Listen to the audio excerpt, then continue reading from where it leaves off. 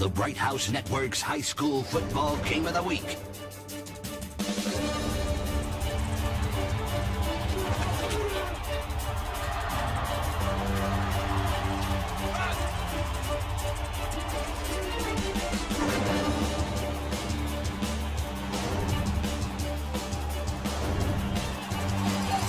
Well, a very good evening, Kern County. Welcome back to high school football's game of the week exclusively on Bright House Network's Bakersfield. We are at Foothill High School where the Trojans are enjoying homecoming tonight, and they're hosting the South High Rebels, two old school high schools here in Kern County.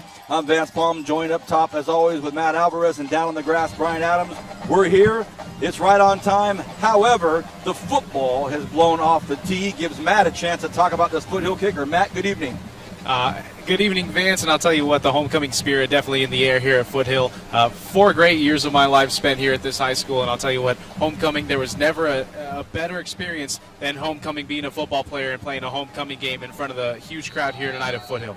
Word on the street, it was 5 years here, but we'll let that slide. Here comes the kickoff. It's up, and it's deep, and it's real deep. Goes into the end zone. It'll be 1st and 10 for the South High Rebels. Head coach for the home team, Foothill Trojans, Mike Gregg, his assistants Julio Franco, Randy Maples, and Eddie Jackson. Head coach for the South High Rebels, John Wren.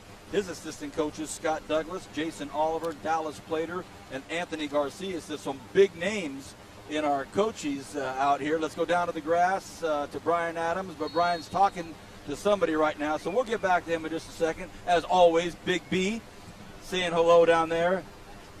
Oh, definitely a huge connection here from the South High coaching staff to Foothill. John Wren, Scott Douglas, Dallas Plater, they were all former Foothill coaches. As a matter of fact, Scott Douglas was my coach here 6 years ago at Foothill. 1st and 10, Rebels. Quarterback in the shotgun is number 24, Lujan Williams. And a nice 9-10 yard run right off the bat. It looks like a first down on a first down. So nice start there for the Rebels. Lujan William, or William Lujan. Sorry, I'm looking at our rosters here. Some are first name, last name. Some are last name, first name. So William Lujan, the quarterback in the Wildcat, picks up 11 yards. Yeah, great run on first down. And a great job of breaking tackles there by the ball carrier. Picks up an easy first down as his Foothill team looked like they missed a couple of tackles on that very first play of the game, something that you don't want to get started off on the wrong foot. Just underway, the nose tackle is Dylan Thomas, huge, number 64. They're in the shotgun again. Lujan looks out to his left side, throws, it's complete, but it's behind the line of scrimmage. But some nifty running, some great footwork out there by Jalen Oates. Oates picks up 6 yards. Wow. Well, Oates wouldn't have been able to pick up 6 yards without the downfield blocking of number 70, Mark Mercado, the offensive lineman. They run a quick bubble screen. You see here on the instant replay. The pass goes out to the side. Not a very good pass, but look at number 70 right there. That's Mercado. He goes out and he lays a couple of good downfield blocks, enabling the receiver Oates pick up about 5 yards on the play. We're just underway at Foothill High School. The Trojans hosting the Rebels with all these new schools breaking out around Kern County. How refreshing is it to see two old schools? Again in the shotgun on a 2nd and 5. Lujan looks out to his right, throws that, and it's nearly picked off. Almost an incredible play by Oscar Zelaya. Wow. Well, almost an interception by Zelaya. He's going to be one of the defensive factors here for Foothill. You see the pass floats very, very far away from his intended receiver. It looked like it was number 14, Tony Juarez. Or check that. Looking at the wrong roster, number 14, Oscar Flores. 3rd and 5. Inside joke about the rosters tonight, and you're probably going to hear a couple of gaffes by myself. One back stands back there by Lujan. Lujan takes a look, hands it to that back. Oh, but a big defensive effort right in the middle of the football field stops that Rebel drive at the 35-yard line. So a bit of a delayed handoff, a stunt right up the middle, but a big hit out there. And we'll see maybe on the replay who it was. My vision was blocked as far as the tackle, but it looked like it was Johnny Dearden, number 34. Here's the punt by the Rebels.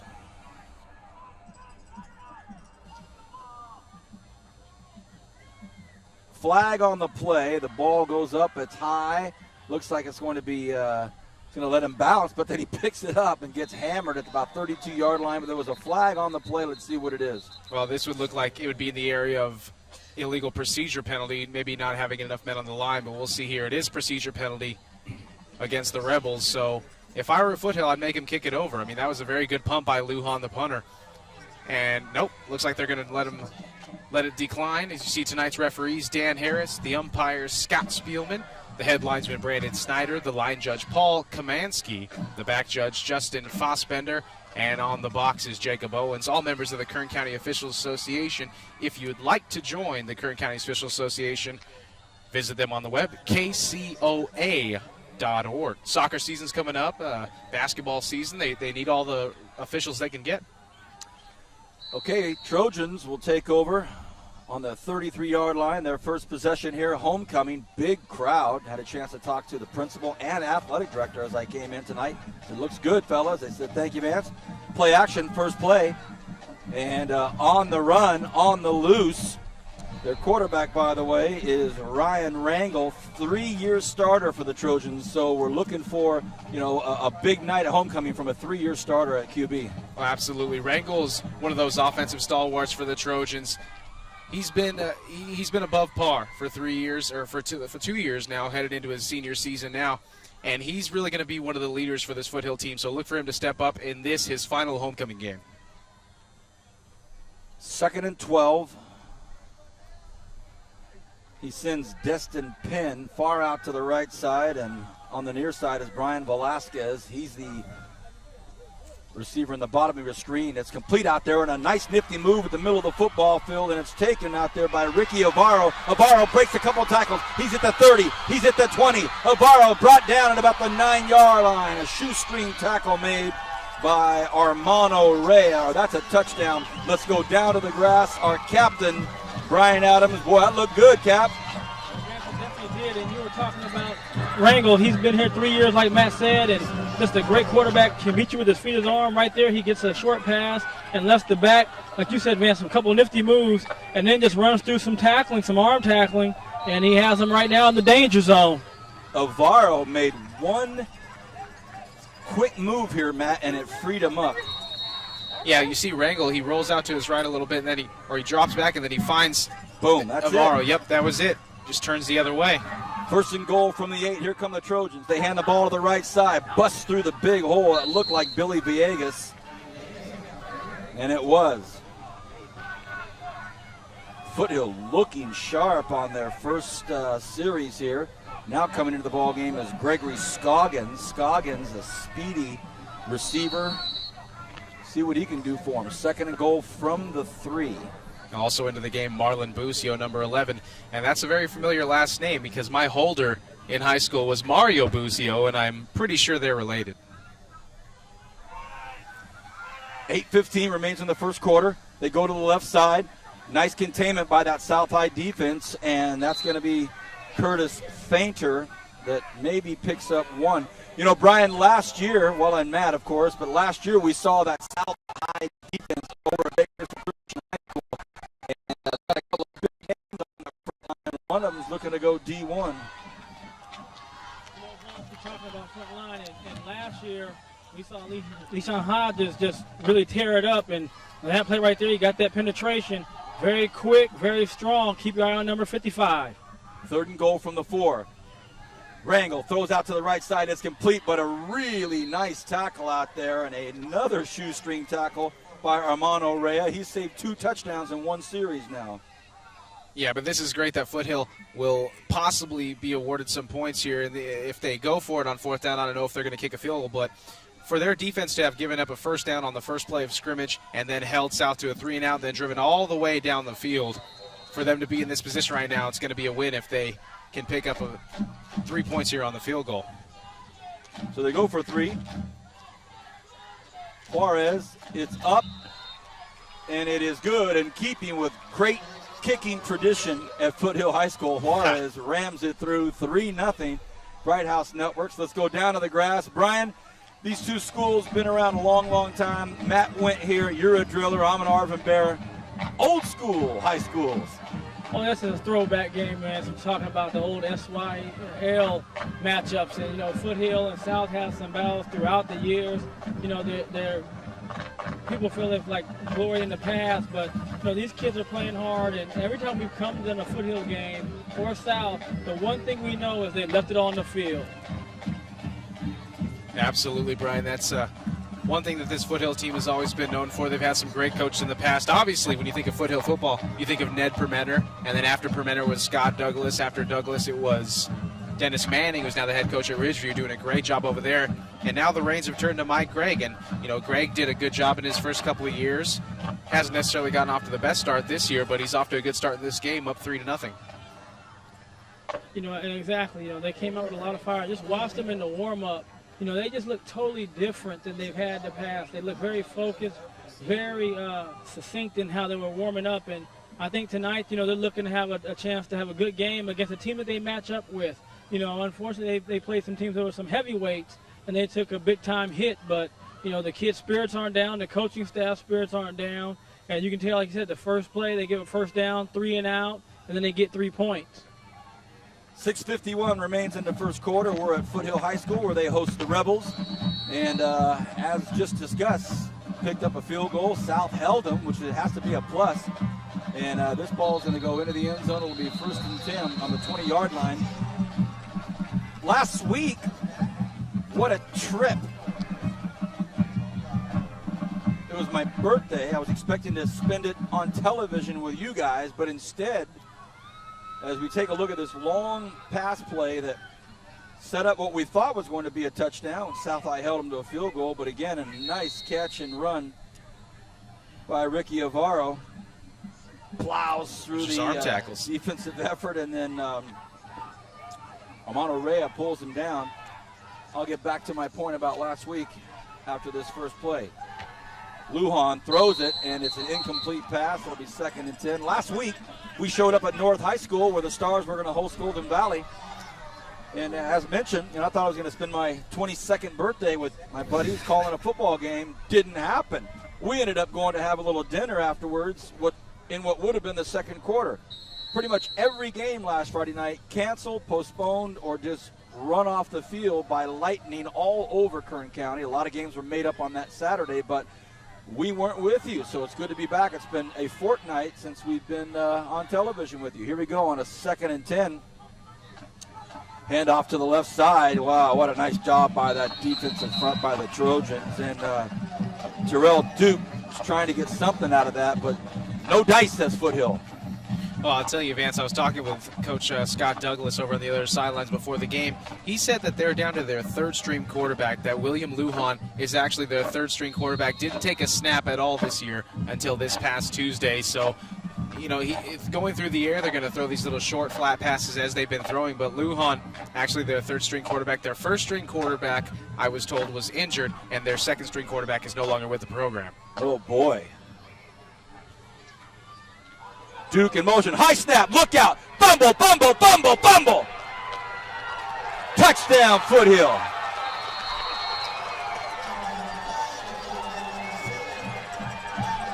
Well, that wasn't the quarterback's fault, I'll tell you that. The snap goes over Lujan's head.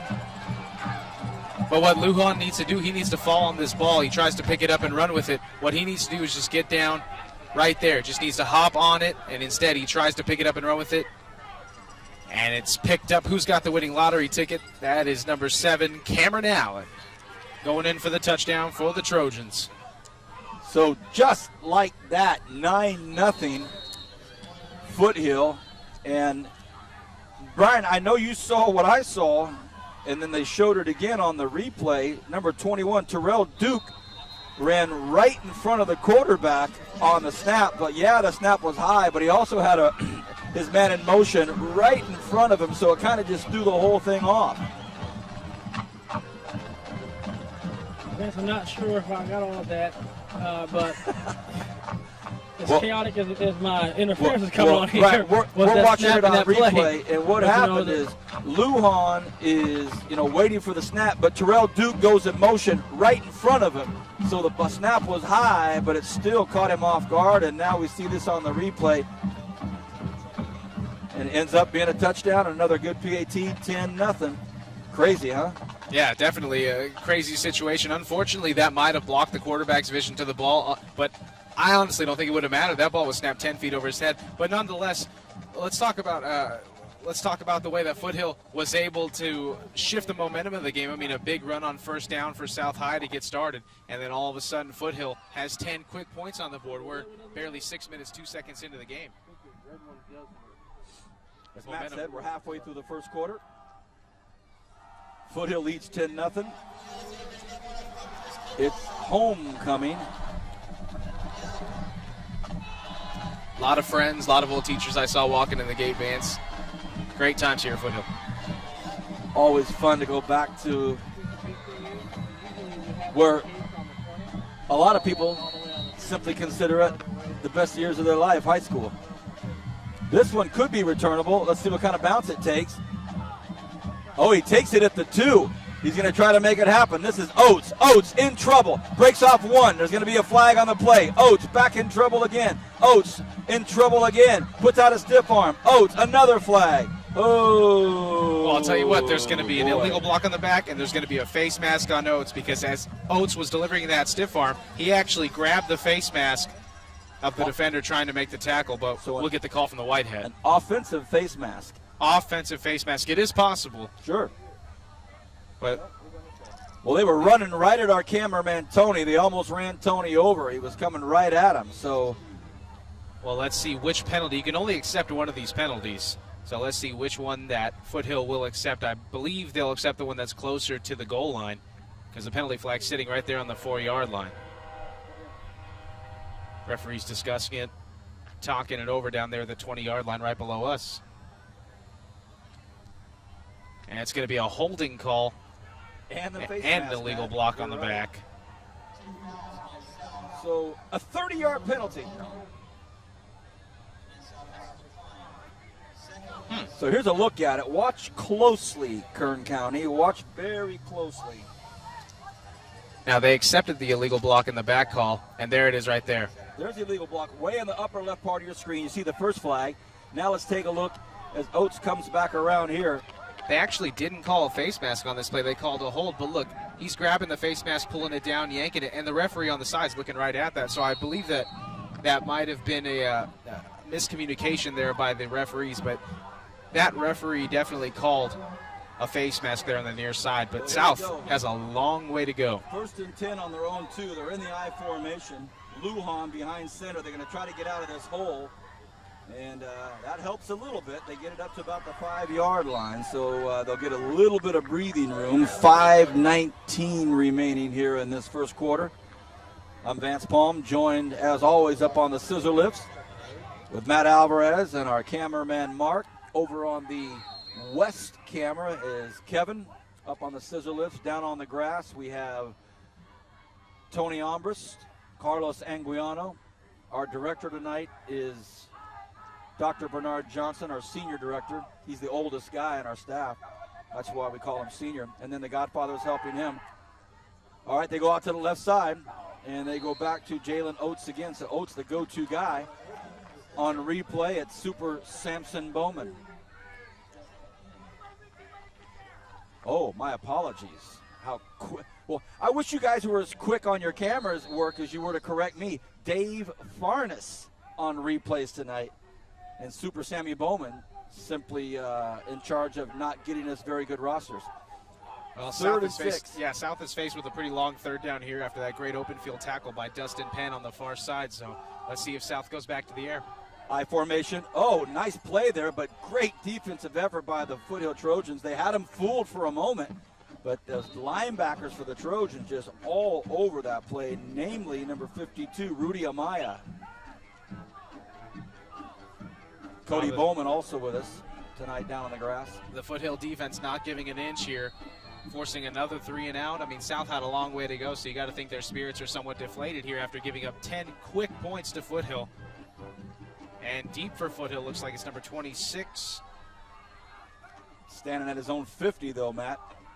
That's respect. That's respect for Lujan's leg. Going to get a good opportunity here. Oh, the tricky little south high bounce, and he picks it up. Makes one move, two moves, and good downfield coverage by the Rebels, and they'll start at their own 45-yard line. So 1st and 10 for the Foothill Trojans. They lead 10-0. Check that. That was Alberto Urea, number 25, on the punt return. And that's unfortunate for Urea because he had a lot of room to work with, and then that ball started bouncing. Able to evade one tackle there, though, make a couple moves, get an extra 3 or 4 yards. But he had, Vance, if you noticed, we saw the wide angle obviously up here. He had a couple blockers down on the near side, so if he was going to return it to the left, he had a lot of room. 1st and 10 Trojans. Right behind the center is Rangel. They run to the left side and picks up about 3 or 4 yards. Again, that's Curtis Fainter doing the heavy lifting early so far. He's looking for a substitute to come in. I don't know if he's got dinged up or looks like the left side of his, looks like he's holding his hand down or something. Yeah, favoring his left shoulder. Looks oh man, right there. His left jam. elbow got tucked in there. And Fainter was one of the players that myself and Zach you were talking about in our preview show. Fainter was one of the offensive stalwarts here. You see, he just gets landed on. Someone got away with a face mask there. See that left elbow right there? Oh. Boom. Run to the right side, brings it up to about the 44-yard line. So, by the way, you and Zach, as always, do an incredible job in the pregame show. Thank you. Love seeing that. Well, thank you, Vance. Brings up about a 3rd and 1, 3rd and 2. Telling you, Zach Ewing, he knows his stuff when he talks about high school football here. That guy is he's a very knowledgeable character. I'll agree with the last word. 2 minutes left in this first quarter. Rangel, delay option. He decides to keep it, and I think he's going to pick up the first down. Nice run. Yeah, it looks like he got enough yards for the first down. He looked like he was confused. As soon as he started running the ball to the right side, looked like he was either going to pitch the option or he's going to follow his blockers up the middle. Oh, I guess I'll go this way. Change hands while in the middle of the pile. Not necessarily what you're coached. It's 10-0 here. Early goings, about $1:45 remaining here in this first quarter. The Trojans capitalized on a Rebels turnover and fell on the football in the end zone for a touchdown when they already had a 3-0 lead. Here comes the Rebels. They're blitzing Rangel. Rangel fires it out to the right side. Very good cover defense out there and a nice play. Can't get that number all the way over there. Try to figure out who it is on our replay. Watch this great defense out there on the far side. Well, great job of Fainter by picking up the blitz on the back or on the near side of the play, but great defense, like you said, Vance, only allowing 3 yards on that pass completion. You know how dangerous these Foothill receivers are after seeing what a great play that Urea made earlier in the game, able to pick up, or Ricky Avaro made rather earlier in the game, able to pick up a lot of yardage after breaking some tackles. Under a minute in the first quarter. Rangel looks left, throws right, floats one out, might have a man. Oh, what a great play out there. A beautiful defensive effort out there by Jalen Oates. That looked like our captain, Brian Adams.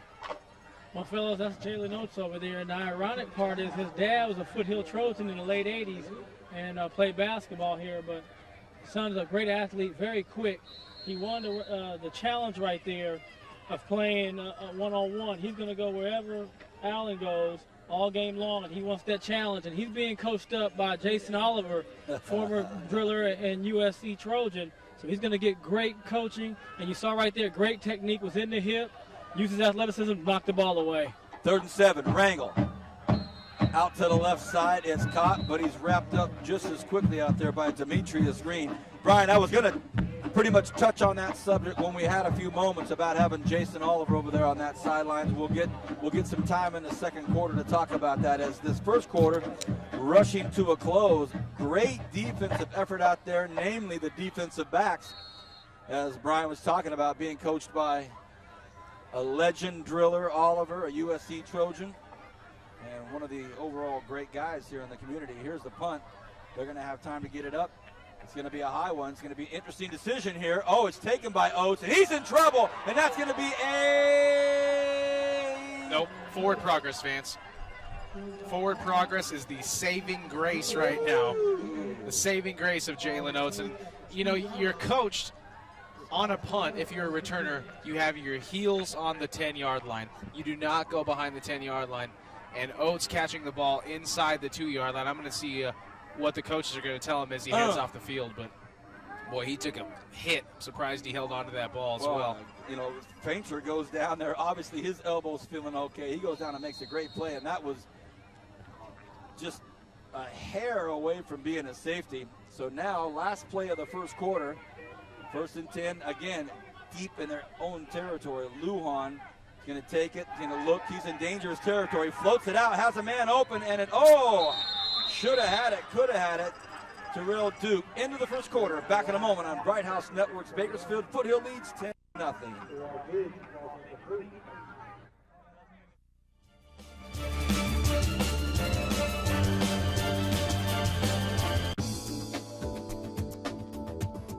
Bakersfield On Demand on Bright House Network's Digital Channel 300 brings you a look at community events in and around Kern County. Our area has a wide variety of local events like festivals, cook-offs, galas, parades, and much more. Bright House Networks invite you to tune to Bakersfield On Demand and see a sampling of Kern County events from the comfort of your own home. Make Bright House Network's Digital Channel 300 your portal to local programming. There's a fresh new look at BrightHouse.com.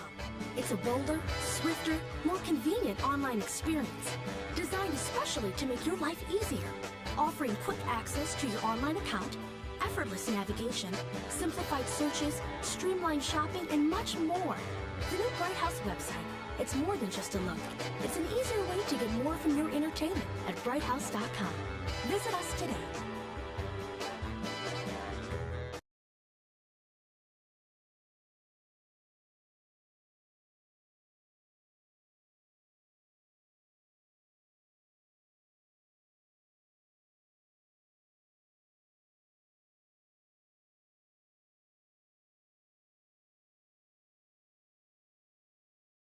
Welcome back, everybody. Vance Palm alongside Matt Alvarez and Brian Adams down on the grass. Here is the start of the second quarter.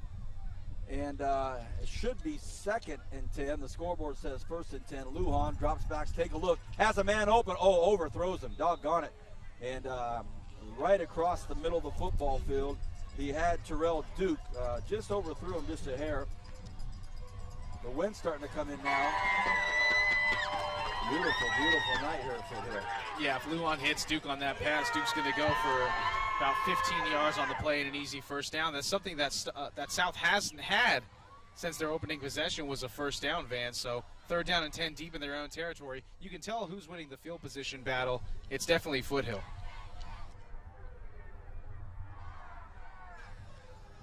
Third and 10. Lujan hands the ball, goes up the middle. He kept it. All right, Lujan on a keeper. Got him some room, but they're going to have to punt it again. This time they've got the wind with them, so we'll see if that at least puts the Trojans a little bit back on their heels. Keeper. Well, one thing that it does is it gives Lujan a little bit more room to punt the football. They were on their own 2-yard line. So if they hadn't have moved it up on yardage a bit, then Lujan would have been punting from his own end line. Oh, there's a nice punt right there. 50-yarder. And it's picked up by the Rebels at the 44-yard line. So a bright spot, if you will. What a nice long punt, huh? Yeah, but not the best job of returning tonight by Brian Velasquez. He's struggling out there. He's let a couple balls bounce in front of him. This one he misjudged and it goes over his head. I mean, if he hits this one on the fly, he could pick up about 10, 15 yards, but instead he lets it bounce, and Lujan gets a great punt out of that, about 50, let's call it 50 yards, Vance. And the coaching staff having a word with him, probably echoing exactly what you're saying. My man, we could have been on their 40. They're saying, my man, you going to catch a punt tonight? Either way, they're starting it off with my man. Brian Adams, return man extraordinaire on your day. I get you just have to be very, very focused when that ball hits that punter's foot. You know, the key to returning punts, too, is reading the ball off the foot.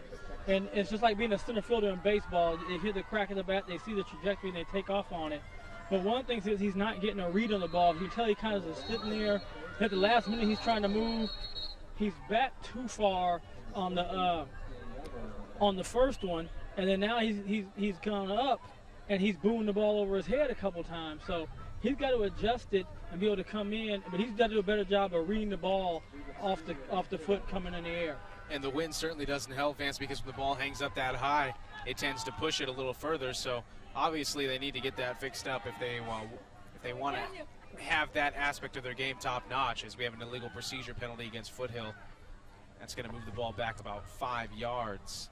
One bright spot right now for the Rebels is that defensive front we've talked about. Mike Mercado, number 70. Jay Weber, number 60, who just made that big tackle. Tyshawn Lee Hodges, who's a nose guard, and he's a beast. Just shoving guys around up there. Here's Rangel out to his left side, completes the pass. A nice catch out there by Andres Fragoso.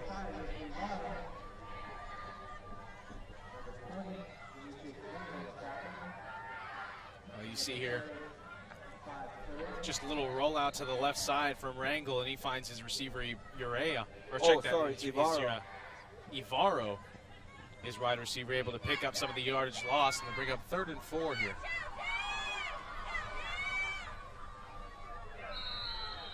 Well, somebody jumped. On a 3rd and 4, Trojans clapping their hands as if they were able to get the Rebels to jump. But I see the Trojans, oh, they did. First down, Foothill. That's going to be an encroachment. And like you said, Vance, going to be a first down for the Trojans from the 44-yard line now. Foothill just rolling on all cylinders. Hard count. He slipped. The runner was Gregory Scoggins. Scoggins drops and goes down. Brian, I want you to touch a little bit on Jason Oliver, the defensive back coach for the South High Rebels. Obviously, you two very good friends, driller, teammates, and gets a great opportunity to, continue his skill and his craft as a coach, Jason Oliver. Oh, yeah, he had the chance to be a head coach before. Now he's a position coach for South High, and he's able to get these guys some techniques. And right now he's going to have to get somebody to tackle this guy as he runs right up the middle. But another good big open hole for Foothill Trojans. And, the Trojans are rolling right now, fellas. Everything seems to be going right. Even when they can make a mistake, it finishes positive for them. And then Jason loves that song right there, but he didn't want to hear it on that play. Fainter up the middle is having a big first half, running strong, and there are the two DBs that had to come up and make that tackle. Way late. 1st and 10, Foothill. Fainter again trying to get into the end zone, and he gets close. I don't think he gets in, though. He's going to come down at about the 1-yard line. So Foothill starting to move the ball pretty well. And that was another one of those weird scenarios where they could pick up a first down without picking up the touchdown. You see the handoff goes to Fainter. Fainter bounces off a tackle, and he's holding on to that ball. Look what he's doing, Vance. He's holding on to that ball. He's got 5 points. The 5-point lock on that ball, so there's no chance of him fumbling. 1st and goal from the 1. Flag on the play. Trojans have their hands up for a touchdown, but a flag on the play.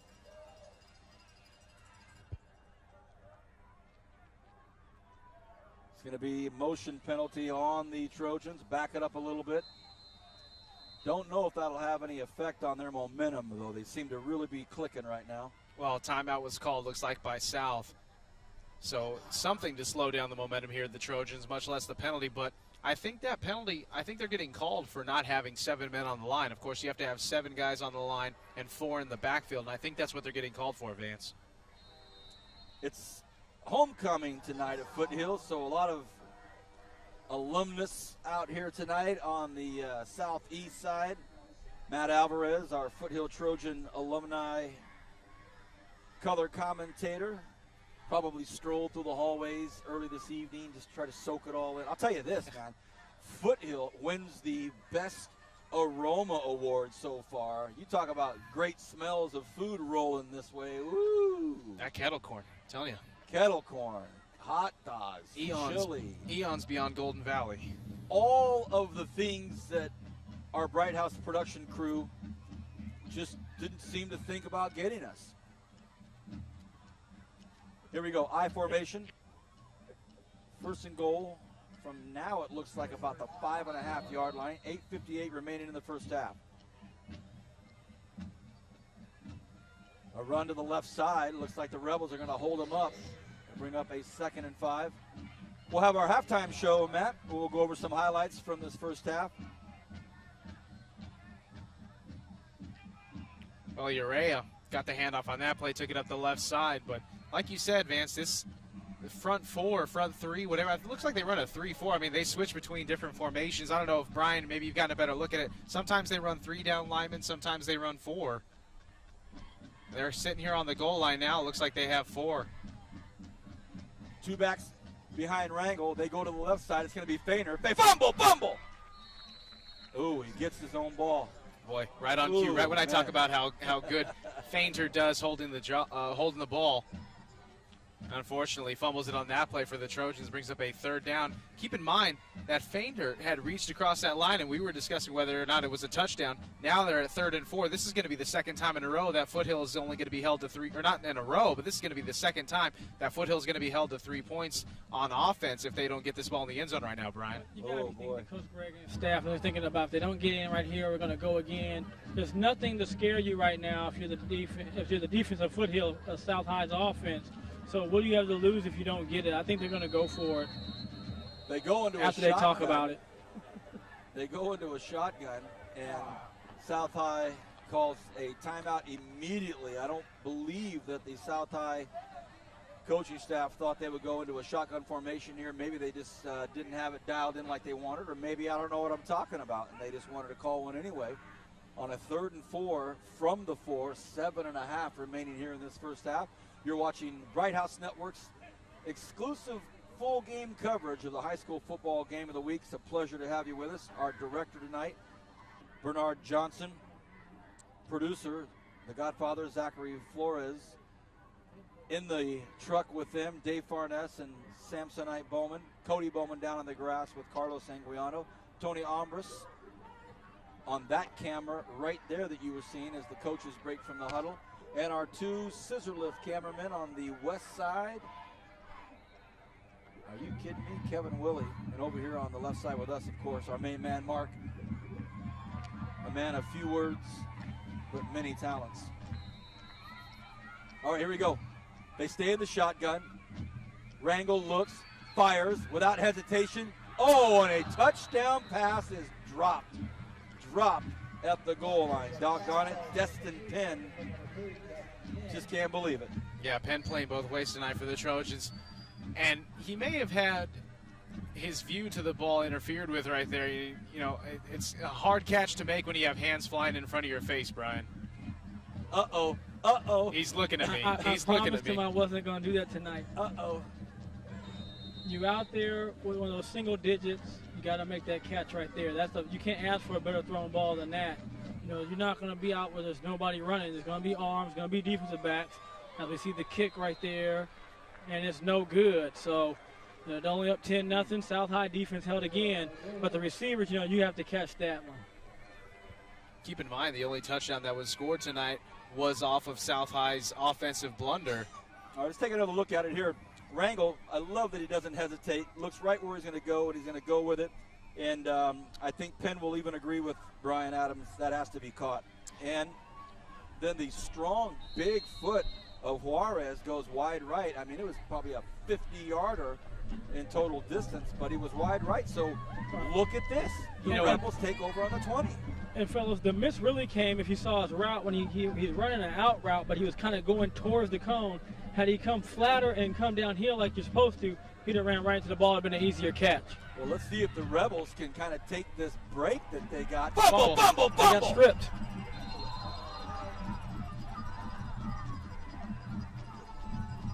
Foothill's ball. Boy, a good, strong run to start that series off to try to get them going. About an 8-yard gain, and the ball comes out. Relentless effort, though, by the Foothill defense. Relentless effort trying to strip the ball away. You see just in a crowd there. Urea just ripped it apart, ripped it out of his hands, fellas. That's all he did. He may not be doing great on the punt returns, but he's great right there in the defense, ripping the ball out. And that's better than the punt returns right there. Look at the field advantage. Man, oh man. So Wrangell and his Trojans, another opportunity on the Rebel 30-yard line. Wrangell throws out to his left side. It's complete. It's about a 7 or 8 yard gain. He's wrapped up at the 25, 24-yard line. You know, turnovers like this are just going to haunt that coaching staff of the Rebels at halftime. They'll probably bring up that point that, hey, listen, we went a quarter and a half, and the only touchdown was on a turnover. Exactly. So 2 turnovers now for the South High offense. This one hurts just as bad as the last one because Foothill in great field position to score. And for whatever it's worth, the Rebels had a big run on that first down right there. They've got the wind behind them if they want to put the ball up. But now it's 2nd and 5, and they're on their heels. Wrangell, quick pass out to the right side. It's caught at the 25, and maybe about a 1 yard gain. Again, these defensive backs for South High really impressive. So it's some great DBs going against a really good quarterback.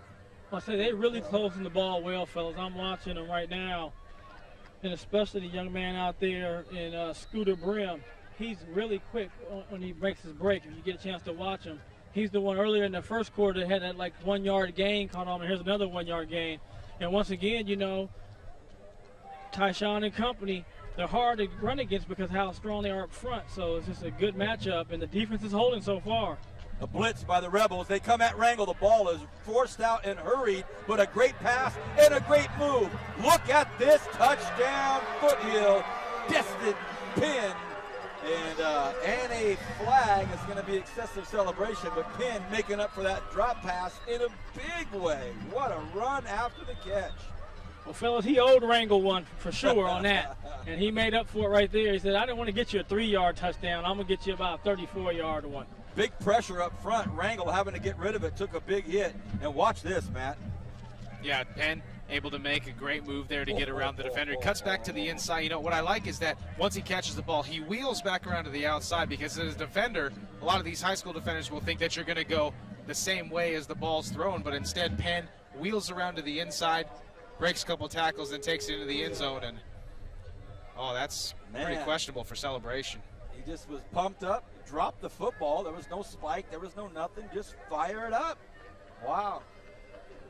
You know, I think some of the rules, not just in high school but also in college, if you don't do anything that's like really towards your teammates, it's very, very they're scrutinizing it a lot.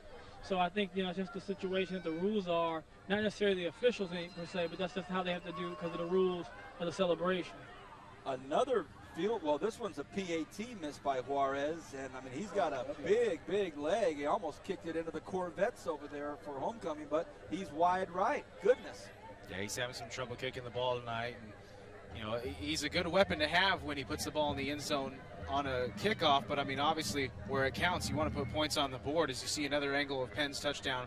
Great move right there to get around number 2, Keith Evans. Here's another good read on a block right there. Said, I'm in. That was dangerously close to block in the back. 16-0 the score, and Foothill capitalizing on some turnovers. South High School, they've had some bright spots, and we've seen some good things from them, but they're starting to put themselves in a pretty deep hole here with 5:47 remaining in this first half. You know, fellas, and the crazy thing is they're really only 2 touchdowns and 2 two-point conversions away from a tie. You know, it seems like they should be down 32, 34 nothing, 35 nothing, but they're not. They're right here with 16 nothing. They have an opportunity. You know, offensively, I don't think we've seen the ball past the 50-yard line, so give credit to the Foothill defense. But, you know, if South High, they get one big play, one kickoff return, anything that happens, they're right back in this game. Thank you, Captain. That's Brian Adams, our veteran and captain of our Bright House Network's production crew on air, the BHS Driller, recently inducted into the Driller Football Hall of Fame, a UCLA Bruin. Jermaine Neuheisel safe. He gets blasted this weekend. It's going to be awful tough, fellas. It's going to be awful tough. Who the Bruins have? Stanford. Enough said. Well, 8 iron. taken at the 35-yard line by Oates. Oates looking for some room. Oates dangerous. Oates gets to the 48-yard line. So, Brian, you said it. They haven't been on the side of the 50, and with a short kick, South says, thank you, we'll get it over the 50. And, you know, in that one series they were in the end zone, Lujan made a couple really good throws, and they were just drop balls. The receiver couldn't make the play. So he shows that he can throw the ball a little bit. And I wouldn't be surprised if they go back to that little wheel route combination where the running back went on the sideline. He just happened to drop it, but it's been open. So let's see what happens with South High right now if they can get anything going. And that's how you want to start it with the return. Yeah, I don't understand the rationale of the pooch kick on that, especially up the middle when you've got such a dangerous returner. But I mean, the wind is pretty calm right now. We're looking at the flag down there on the west side of the field. It's not even moving. And you know that Juarez can kick it into the end zone. Instead, he puts up, like you said, Vince, a little 8-iron. And now South is in business right now. 1st and 10 inside Trojan territory. It's a pitch to the left side. Nice job by that Foothill defense closing on it. Ooh, a couple of big blocks, and he frees them up and gets 8 yards out of it. So Dale Daniel was in trouble way behind the line of scrimmage, and I don't know if we'll see the replay on this big block, but Daniel picks up 8 yards. Yeah, Daniel heads to the outside, then he sees there's defenders over there, so he cuts it back to the right side, gets another great block. Look at that. Wow, there he is again. Big number 70, Mark Mercado. He's already made a couple big blocks tonight, and it's going to be a 1st and 10 for the Rebels here at the 37. And I just want to tell Jordan Olguin, hey, not laughing at you, buddy. Plus, your family's friends of mine from Arvin. Little trick play here. Fantastic defense effort. Brian Velasquez. Trick play. Big. Trick play. Velasquez definitely not tricked on that one. He knew the reverse was coming. All he has to do is just follow his man to the ball, and you see he's following his man. And I think he unintentionally tripped up Oates. But nonetheless, it works, and it's a loss of 7. And they better be glad it worked, fellas. There was a wall of white to set up blocks for Oates to come down the sideline. So get ready. We may see that later in the game with maybe more precise execution. Now it's 2nd and 17, back at the 46-yard line. Lujan in the shotgun, takes a look, fumble! Oh, boy. Well, more problems between the center and the quarterback communication. Looked like it also might have been a direct snap to Johnny Durden. Yeah, it looked like it was going to be a direct snap to Durden, and either Durden didn't know it was coming to him or miscommunication with the quarterback, Lujan.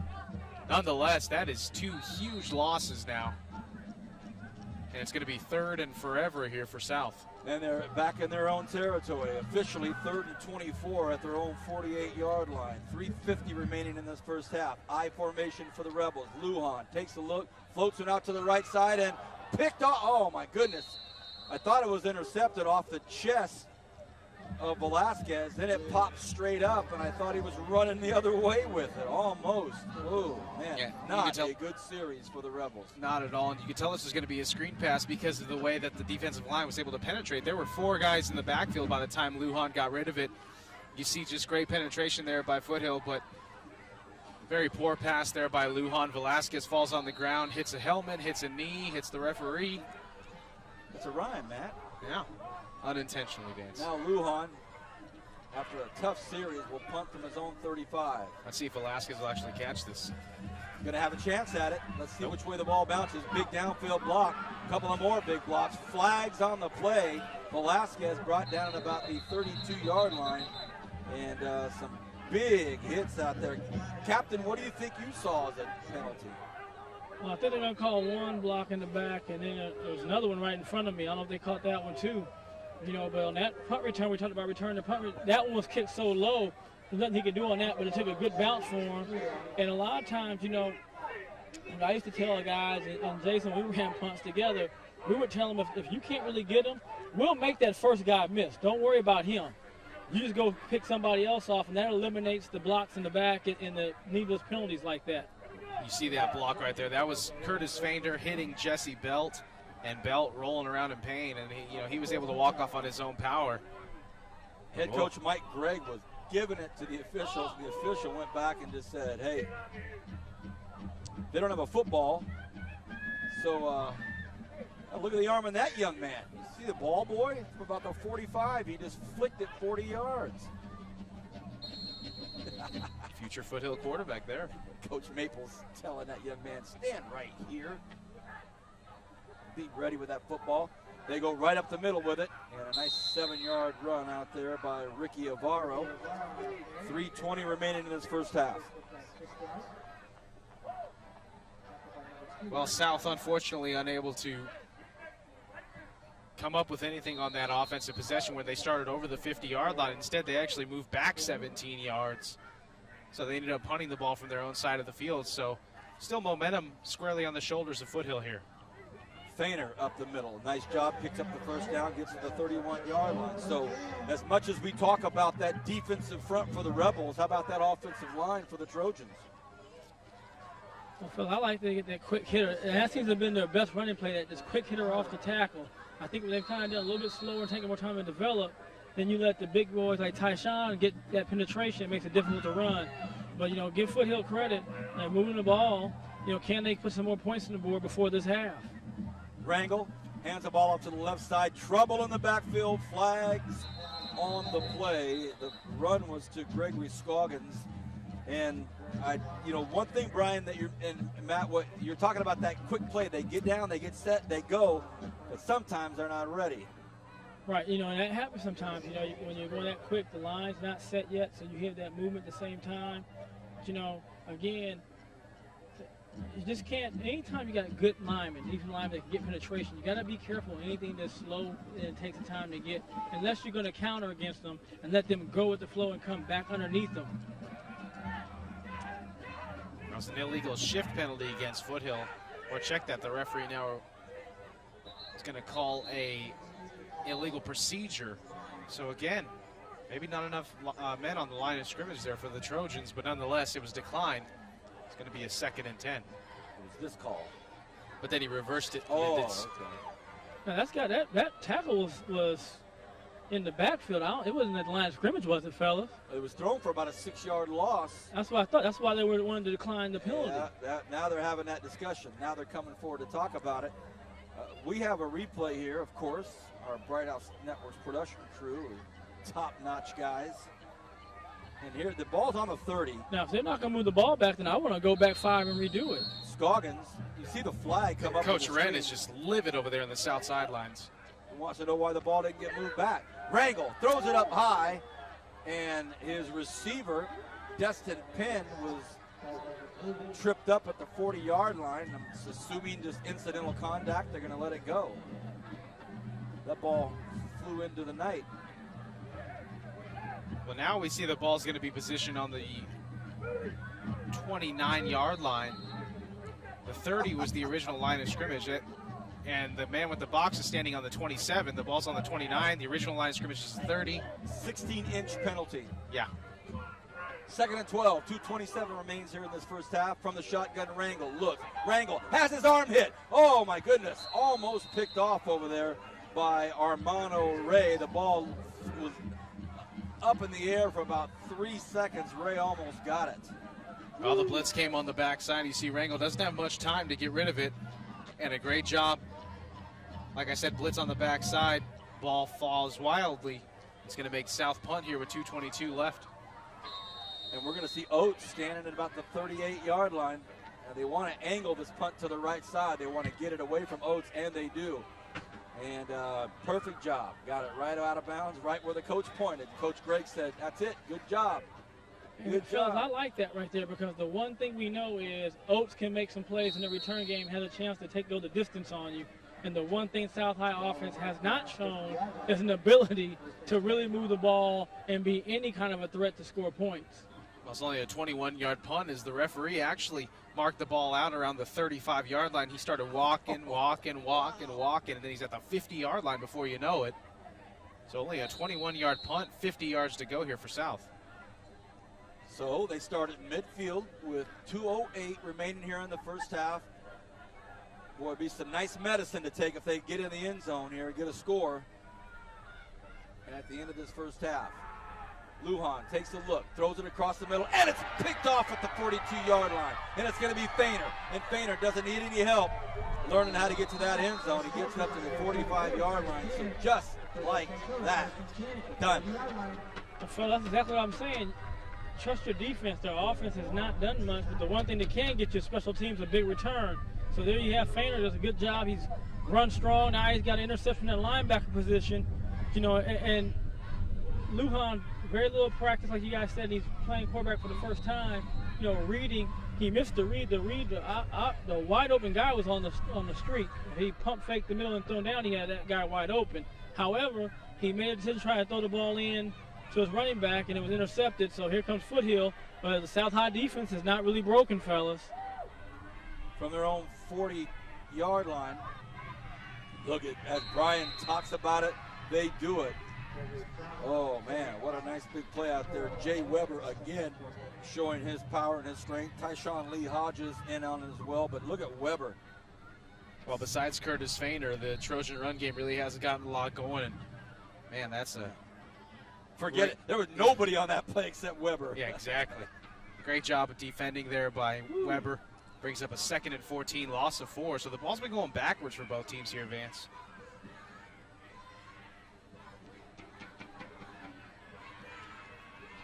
Flipped. Man, oh man, I saw some cleats on that one. That was Curtis Fainer going up and over the pile, Brian.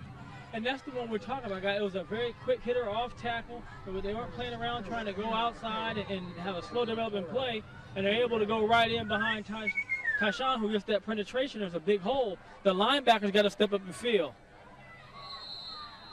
Flags, penalties with 51.6 seconds remaining here in this first half on a 3rd and 8 from the Rebel 38. It's going to be on the Rebels, so it'll make it 3rd and 3. Yeah, South really biting pretty hard on these hard counts here by Wrangell. That's the 2nd time now they've jumped. You're right, and for defensive linemen, the same rule for receivers. You don't listen to the quarterback, you're watching the ball, you get off on the ball. So Tyshawn, if anything he's done wrong, has been that the 2 times. Trips out to the near side here on the right side. And there you go, like you said, the receivers, Brian. Foothill receiver jumps. Brian said it, and they didn't listen. So Billy Villegas is going to have his Trojans come 5 yards back again. Oh, Why no. is he walking towards the south side?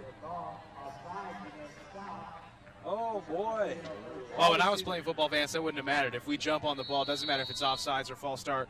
We're running gassers next day at practice. So Villegas definitely going to get chewed out here on the sidelines. There it is. Our cameraman caught it. Armando Ray, encroachment. So now we have a timeout with 44 seconds remaining. Foothill take it. So they're going to try to put together a game plan here with 44 seconds left on a 1st and 10 at the 29-yard line. See if they can't put 2 or 3 plays together. So your UCLA Bruins, are they at Stanford or hosting Stanford? At Stanford. So they're going to go up and play Mr. Andrew Luck and his Cardinal at Stanford. That ought to be interesting. What about your Wildcats, my man? I don't know. I lost track of them after last week. I mean, they've gotten beat badly too many times on national TV for me to care about this season. How many points were scored on them last week? 66 or 55? No, it was in the 50s. Oregon usually scores in the 50s, and I mean, what they really need to do is fire Mike Stoops. The guy has just lost all control of the team, and it's, See, at least we don't play Oregon this year, fellas. We don't have Oregon on our schedule. Oh, I think we play Utah this week. That's what we play, is Utah for homecoming. So my 2 partners here, effervescent about their college schools, as we see Wrangell's screenplay sets up perfectly. It's going to be Fainer. Fainer is going to be brought down, about a 7-yard gain. Sometimes I look at the South High defense, I'm very, very impressed. That's a good screenplay, and they still kept him to about 5 or 6 yards. I mean, that just shows you how athletic they are. You know, you look at Tyshawn, he's able to rush a little bit, go back and catch Fainer, and he's able to make the first contact on the tackle. But again, fellas, you know, if you're South High defense, you're doing all you can. You know, so they're going to have to come up with something on special teams, a big return, a block punt. They're going to do something, or interception on defense. They're going to have to get something going. But I think it's critical right now that they hold them. Now, Matt, you're the kicking guru. Just based off of how far he's kicking the ball, I don't know about the accuracy, but as far as he's kicking the ball, you got to say that they're in field goal range now, wouldn't you? Yeah, absolutely. But Juarez, he's had some trouble kicking the ball. Accuracy issues. He missed an extra point. He missed a field goal. So I think right now you have to leave it up to your offense. I mean, if it gets down to where, say there's a penalty and they have to bring it back to the 30, Juarez got a 47-yard leg if he has to. But I'd say leave it up to your offense until it gets to the absolute last possible moment. 2nd and 5. Foothill has one more timeout, so if things don't go according to plan, meaning they don't get it in the end zone or pick up a first down, they have another timeout to call and set up for that kick if need be. Rangel, it's a shotgun, drops back, throws it, it's caught. A beautiful toss, a really nice catch, still on his feet, takes a big hit at the end, but it's Destin Penn again.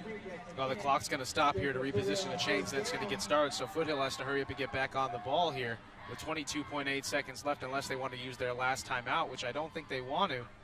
But you see here, kind of walking back slowly. They're going to get some help now. You got a South High player on the ground. Now, I would just call my play right now if I'm Foothill and be ready to go. You see Penn. Look at Penn. Yeah, Penn making some great moves. And, oh, boy, at the end of that play, he took a shot from Demetrius Green. Now, guys, that's the same play he ran earlier, the route-wise, when he dropped in the end zone. And the difference is this time he's coming back towards the line of scrimmage. He's running back, attacking the ball. The last time he was coming away from the ball. Absolutely. 1st and goal from the 9, 22.8 seconds remaining, so another turnover on that interception puts them in an opportunity to, gives them an opportunity to put the ball in the end zone again. Where are you going? Hold on a second now, man. Hey, Brian Adams. Here. Tell us your name. Mike Serta. Michael Serta. Michael Serta. Carla. Carla. Gomez. And what year are you at Foothill? Did you graduate or what year are you? I'm a sophomore. And I'm a sophomore. You're a sophomore? Yeah. And what are you guys doing over here? We help the trainer with the water. Who's the trainer? Joe. Now, Big Joe, guys, that was my trainer back when I played at BHS, Jason Oliver and myself. So he was a big part of our championship runs and football, basketball, and track. You know, so he's not Big Joe to me anymore, Little Joe now, but Big Joe was the man. Brian, take off on that, baby. Hit the gas. Let's see what it can do. Did they let you drive this? No. Okay, you answered that right. Thank you very much.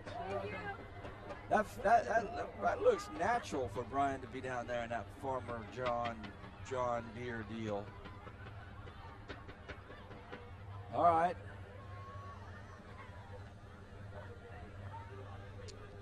The Rebel goes off the field. It's a 1st and goal from the 9, just under 23 seconds.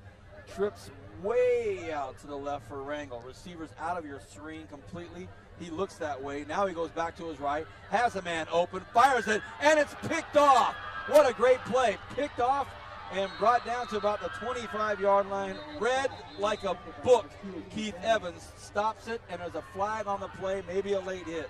No, the flag's actually way in the back of the end zone, Vance, over there by the F in the FHS on the far side. So this could be a defensive penalty. Is that a flag or is that just a dry spot in the grass? I'm not sure. We had a lot of dry spots in the grass here at Foothill. I think it's a balloon, fellas. Ah. Nonetheless, South on the interception, I think they'll just be content to sit on it here. Don't want anything wacky happening, especially another snap over the head and whatnot. Rangel fires across his body, and what a beautiful play. A really nice play out there by Evans.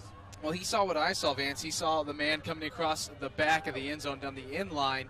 Unfortunately, he didn't see the defender right in his way. They're going to run it. Oh, a big run play here at the end of the first half. Can he get outside? Time has expired. It's going to be all about trying to get to the end zone. Doesn't do it, but a nice long run to finish the first half. So a big run out there by Terrell Duke, and that finishes the first half with Foothill losing momentum on the interception, and then Duke on a big run play that had the south side up thinking, yeah, we're going to score on the last play of the first half. Reads his blocks very, very well, gets outside, and had it not been for that speedy backfield of the defensive backfield of the Trojans, that would have been 6. So as we watch this tackle to keep Duke out of the end zone, we'll go to break, come back. It's homecoming at Foothill. We'll get a look at this Foothill High Marching Trojan Band, and we'll have our halftime show. Back in a moment on Bright House Networks Bakersfield.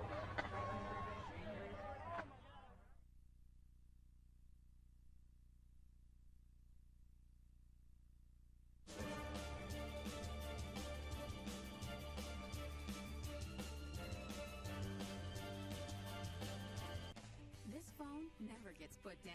Good thing we have home phone with unlimited nationwide calling from Bright House Networks. I can call my family as often as I want to keep them in the loop on the new place. And Jack calls his college buddies every time their team scores, at any sport, at any time. And being able to keep our same phone number when we switched to Bright House was great. It's more than home phone. It's anytime, anywhere phone.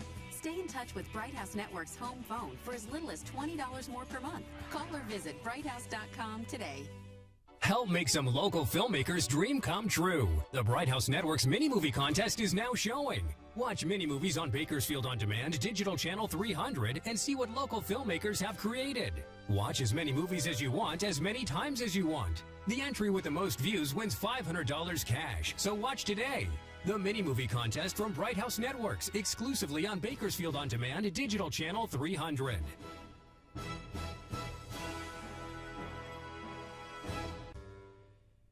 There's a fresh new look at brighthouse.com. It's a bolder, swifter, more convenient online experience designed especially to make your life easier, offering quick access to your online account, effortless navigation, simplified searches, streamlined shopping, and much more. The new Bright House website, it's more than just a look. It's an easier way to get more from your entertainment at brighthouse.com. Visit us today.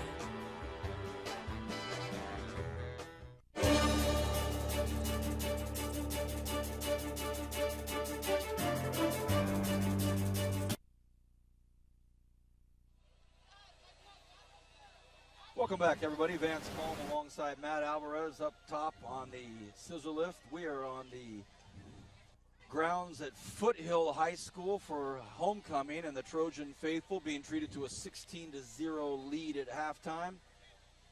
We'll have our halftime highlights here in a few moments, but right now we're going to be treated with our tradition here, our halftime tradition of the band of the home team, and tonight it's the Foothill Trojan Marching Band. And it's a 16-0 lead by the Trojans over the South High Rebels. South had a couple opportunities, just couldn't get it done because of some turnovers, but they ended the first half with a big defensive play and in a very long run, so possibly they'll take that and get into it. Let's now listen in and enjoy the Foothill High School Marching Trojan Band.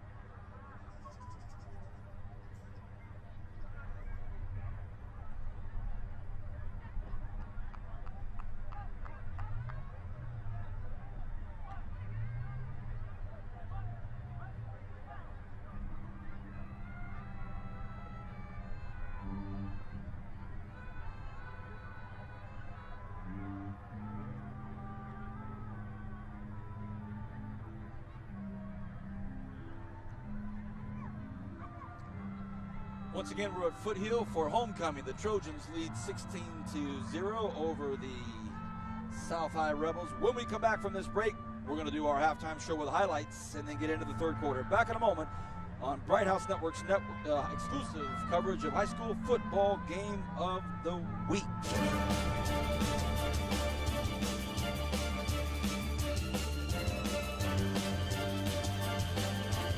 So, you got home late and missed the start of your favorite show. It's okay. You've got Bright House Networks, exclusively delivering start over, so you can restart the program from the beginning, even if you tuned in at the end. What's that? Someone's calling? No problem. Pause the restarted show and answer the phone without missing a minute of the story. Another free perk with your digital service. So, if you haven't tried start over yet, now's a great time to start. Enjoy more TV on your terms. Start over, exclusively from Bright House Networks.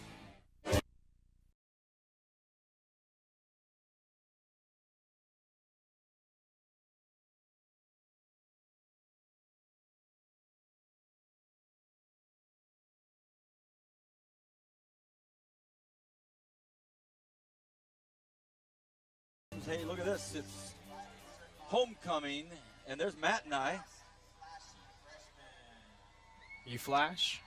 Come on. Because I'm Superman up here, Vance. 16-0, the score at halftime. And the Trojans taking care of business at home. The Rebels had a couple of bright spots, but ran into some trouble in the turnover category. And here's our halftime highlights. And here's one of the big turnovers early in the football game. A high snap to Lujan. He tries to pick it up rather than fall on it. And it's a touchdown by Cameron Allen. And this is already when Foothill had a 3-0 lead, so it just added a salt in that quick wound. And then, of course, the quarterback Rangel completing to his receiver. And I think that was Destin Penn. Yep. And then Penn able to maneuver his way for a touchdown. One of 2 touchdowns on the night thus far for Penn. And you see the second touchdown pass. Or no, this wasn't a touchdown pass, but it set up another Foothill touchdown as Penn making some great catches on the near side of the field. And this was, I believe, right before halftime. Little breakout run there on the far side. Didn't go the distance, though, as time had already ran out. But it looked like it was Terrell Duke taking it all the way down to the other side of the field, but all for none, as South was unable to put up any points on the board. 16-0 Foothill leads. 12 minutes back up here on the clock at Foothill High School. We're getting ready to start the second half of play. Nice northeastern wind starting to blow, coming in on our backs as the Rebels will kick off to the Trojans. We talked about at the beginning of the football game, these are 2 old school high schools from the original SYL. The Rebels and the Trojans go back a long, long ways. A lot of great athletes from both schools. Our own Matt Alvarez, kicker, punter, and probably played a lot of positions. And here comes the kickoff, second half, and it is taken at the 12-yard line. Going to try to see if he can do something with it. It's Davis. Davis gets brought down at about the 19-yard line. So a nice job, nice effort out there by South High. Batman and look at this. So it must be the superhero theme tonight here for homecoming. That's exactly what it is, man. Saw Batman Robin, saw Superman, and was it Flash Gordon? That might have been before my time. Flash! You know who sang that theme song, Vance? Tony Bennett. It's Queen. Tony Bennett.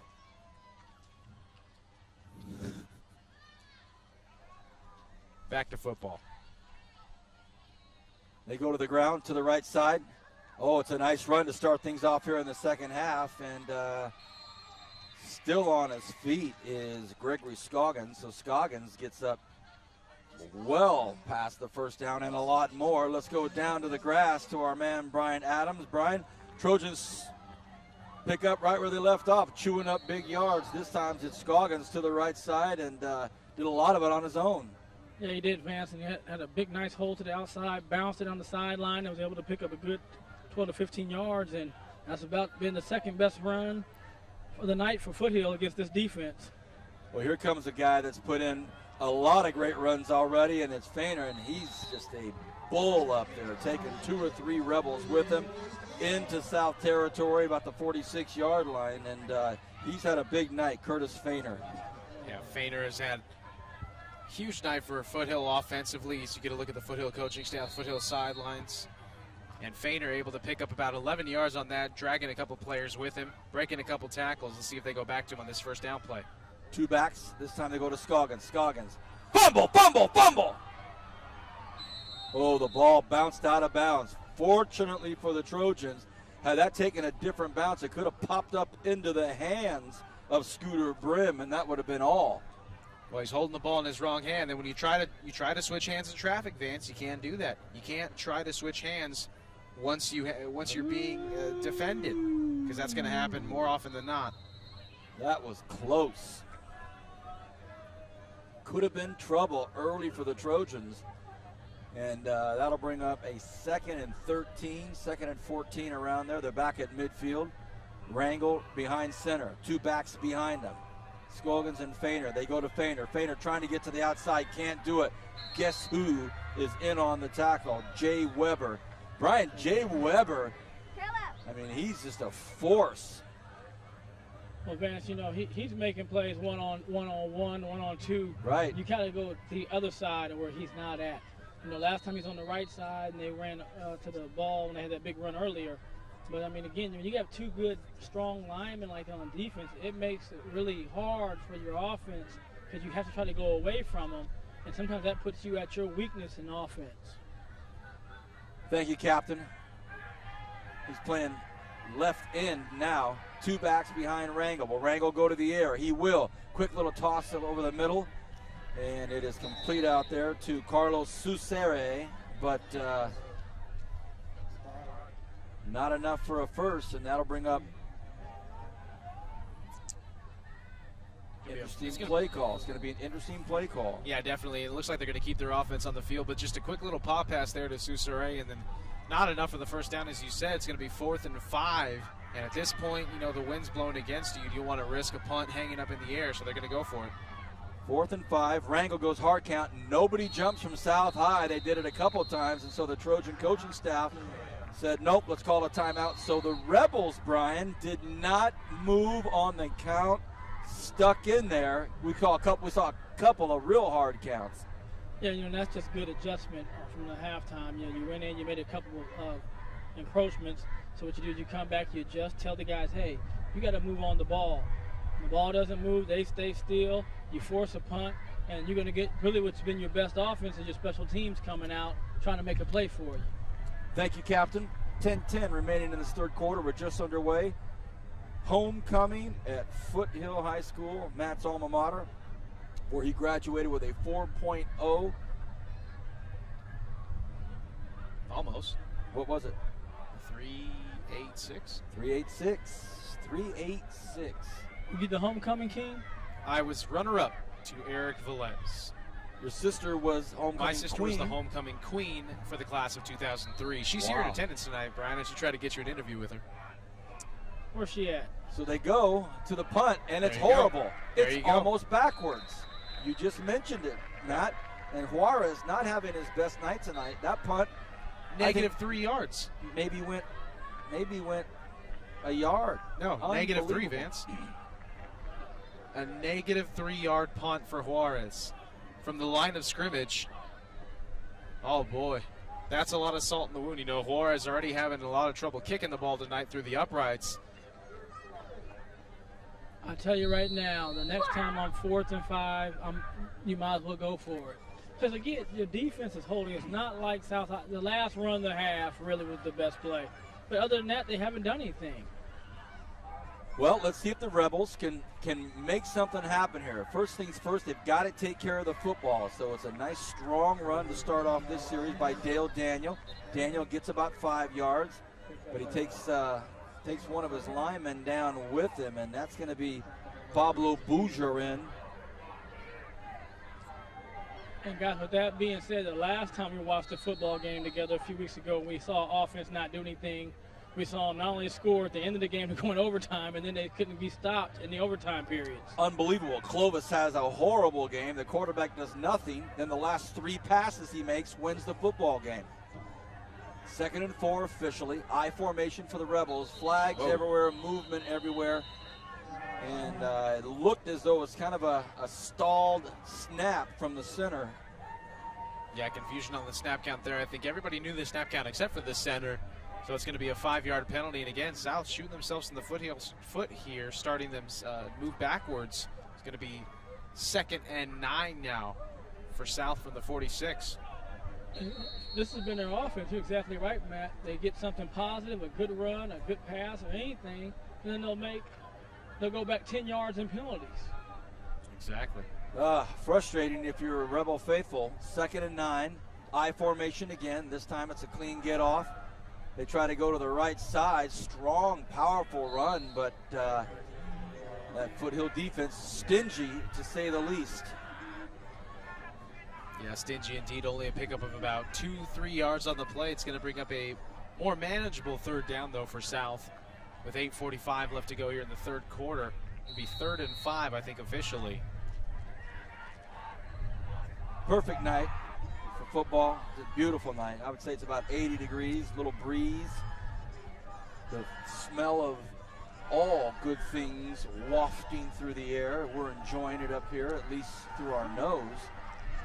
Looking to get outside. Just an awesome job by that Foothill defense, and Dale Daniel just cannot get across the outstretched reach of that Foothill defense. Yeah, Destin Penn ended up making the tackle on the near side, but that was great defensive penetration.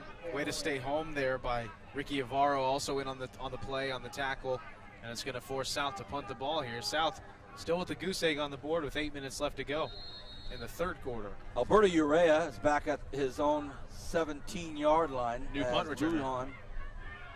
Tries to make it happen. A player on the punt. Rebels better hurry. They better hurry, or will they just punt with 10? Now they're all saying, it's not me, it's not me, it's not me. Well, finally, we get a Rebel out here, and it's William Hernandez. Will they get it off in time? They've got the wind behind them. That snap better come early, and it does. Nice big high punt. Urea's going to try to take it with him. Fumble, fumble, fumble, fumble. Oh, man. Dangerous, dangerous situation. Captain, he was right in front of you. What'd you see? Well, Vance, he just misjudged the ball. The ball went through his hands. But once again, Foothill got a fortuitous bounce because what could have been disastrous again. They're able to recover it, and South High's on defense, and now Rangel and company go back out. Now, I like to see Rangel and company go back and be more attacking on the passing game.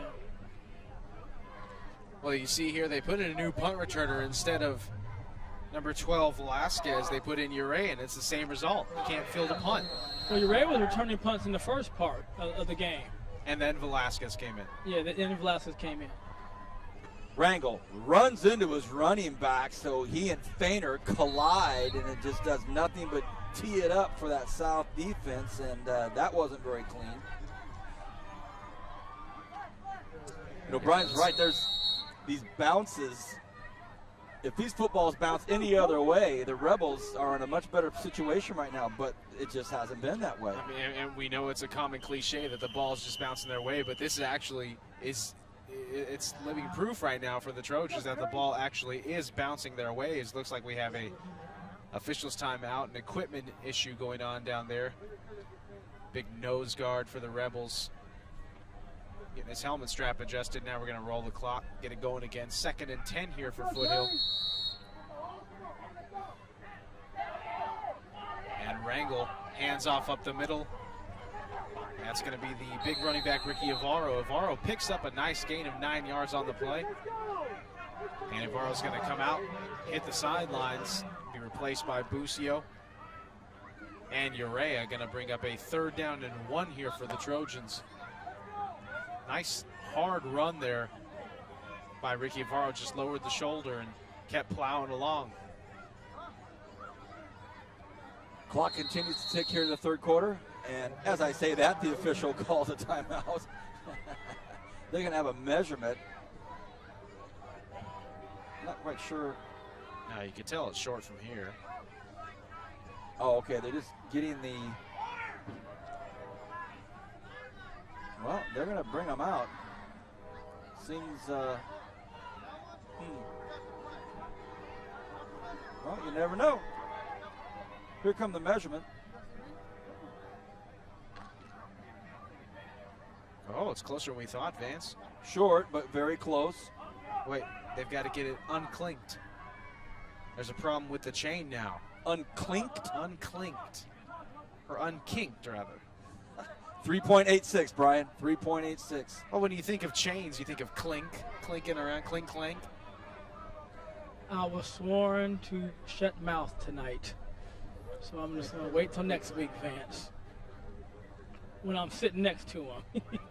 Oh, that's right. Oh, yeah. In the Forgot art about of that. full disclosure, I may as well let Kern County know I will not be on the air next week with our production crew. I will be back east attending my oldest sister's very special day, getting her doctorate's degree, and I'm out. So the boys will be here handling it, and I'm sure that all the Bright House crew will somehow remember to get steaks, hot dogs, chili, sodas, programs. It'll just be like a smorgasbord of food and high level of service. You can count on it next Friday night because I won't be here. I love you too, Zach. You should have seen last year when we were at Stockdale, Vance, when you were unable to make the playoff game. Oh, yeah. We had caterers up here. Yeah. Oh, there's no question about it. Oh, we sure did, didn't we? Oh, yeah. I'll be back in 2 weeks, and it'll be back to frigid, cold weather, no programs.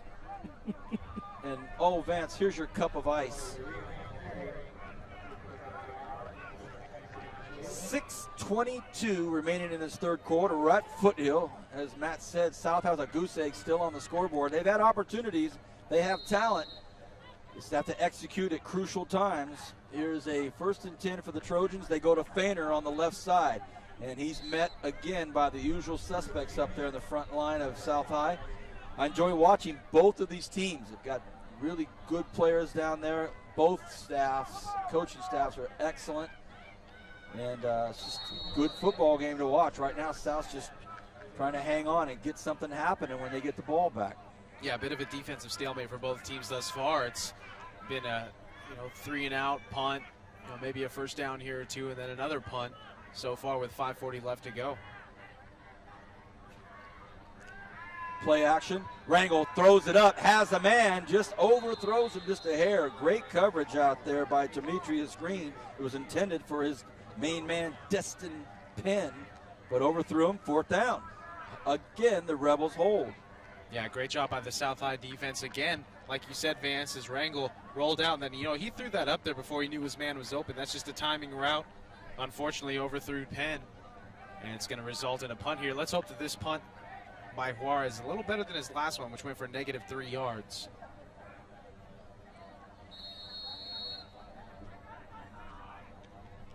The referee blew the whistle, I think, to start the play, and everybody just stopped. Into the wind, and it takes a south bounce and then a foothill bounce, and it's going to be down at about the 42-yard line. So Juarez a bit better. The Rebels will start in pretty good field position. You are watching Bright House Network's exclusive full game coverage of the high school football game of the week. We don't know where we'll be next week. Matt and Brian will call it from high atop the scissor lift. I'll be back east, and I'll look forward to hearing the good reports on a nice football game. Brian, there you go. Now you're walking by your man right there. Yeah, this is my man right here, Big Joe. And these two right here, they just love the TV. We're going to see them on some kind of sitcom or something, There's longtime BHS athletic trainer, Big Joe. Up the middle. This is, again, Terrell Duke. Looked like he might have got a yard, then he gets wrapped up and thrown down. We have a Rebel down on the ground on the near side, grimacing in pain. And it looks like it might be William Purdy. Purdy, 6'2", 215-pound tackle. He is down and he is grimacing in pain as we get a close shot of Duke going down there. So Purdy's down. So we have a timeout on the field. One of the Rebels are down, and we hope that he's okay. Well, the Gade's in action tomorrow night, Vance. We'll be Wow. headed down to Mount Sac. That'll be a barn burner of a game, especially after Mount Sac lost last week. Two-time defending national champions, losing to Riverside Community College, a team that was 1-9 last year. Tomorrow night, we will be on the road. For those of you Renegade fans, it's going to be a great one. Usain Bolt, the world's fastest man, was down at Mount Sac on Tuesday giving a clinic, signing autographs, and getting that football field ready for some high-level speed tomorrow night as the Renegades go down in a huge road game. And again, opening night for the Renegades this season, 20 of the 22 starters were locals that played on High School Football Game of the Week on Bright House Network. So the community synergy is just unbelievable when it comes to high school athletics, and they transcend up into Bakersfield College. So our director, Zachary Flores, tonight running the show. And he's got his top-notch camera crew here. Tony Ombras, Big Mark, Kevin, and Cody and Carlos down on one end. We've got Super Sammy Bowman, Dave Farness in the truck. So the usual suspects as far as our production crew. And Purdy is really down now. He's been down a while. Looks like he may get helped up now, and he does. So it's good to see him back up on his feet. And he's a big fella, William Purdy, 6'2", 215. And he's just not taking a step yet, Matt. He just wants to feel it out for a second. Yeah, he might be out of it. He definitely might be out of it. There's Dr. Shale down there in the black Foothill hat with the blue shirt. He was actually my next-door neighbor. Him and his wife, Ruth, they both take photographs here for Foothill, and they're both doctors. Two of the nicest people you'll ever meet, the Shales.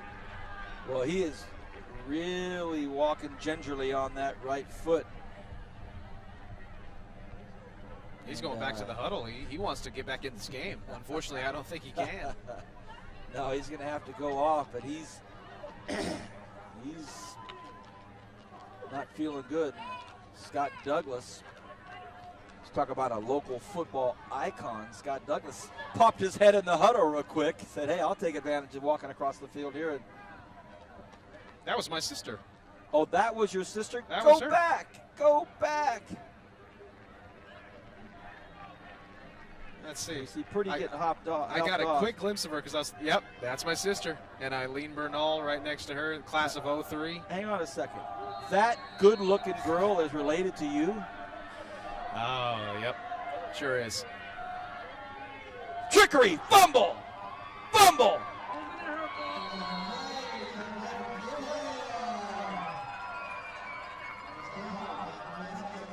Well, shooting themselves in the foot once again. South High turns it over, gives it to Foothill inside South territory. Wow. Well, that's the difference. South drops the ball on the ground, it bounces over to Foothill. Foothill drops the ball, it bounces right back. And, that's just how the game is played. And some nights it's just like that. And South defense, fortunately, is keeping them in it, but the offense just can't make a play. Yeah, but Brian, that South defense is right back out on the football field again. Not, had it not, and now we get a penalty flag here, but, had it not been for the injury, to take it 2 or 3 or 4 or 5 real minutes, that Foothill defense is right back on the South defense is right back on the field again. They got to dig deep now. Well, now Foothill's taking their turn and moving back 5 yards. A lot of turnovers tonight. For those of you watching, just get into your television. It's 5 minutes remaining here in the third quarter, 16-0. Foothill leading at home for homecoming. It's just a splendid autumn evening for a high school football game, and we're so thankful that you're watching it here on Bright House Networks. Matt is back at his alma mater on homecoming. We just got a shot of his sister there, who was the 2003 homecoming queen. Or the homecoming queen for the class of 2003, I should say. Because she graduated in May of 03. Or in June of 03. So it would be 2002. Got it. Yeah. Rangel in trouble. Hit hard, but gets out of it, but then it has to finally go down. Flag on the play at the very end of the play, and Rangel was almost leveled by Tyshawn Lee Hodges. He escaped a brutal hit. Well, he's doubled over there on the Foothill huddle. Personal foul. It's going to be a face mask against South. Oh, man. Watch this right here. Oh, he almost was leveled. And here at the last part of the play, I don't see the face mask. Well, if there was a face mask, it was going to be on number 34, and that's Johnny Durden, also a running back for the South team. But nonetheless, another first down for the Trojans. Wow, Foothill now 1st and 10, 4:55 remains in the third quarter. They're at the Rebels' 34-yard line.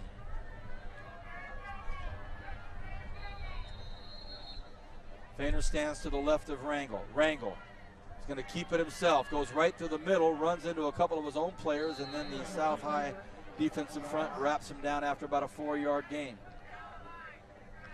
Yeah, just a simple draw.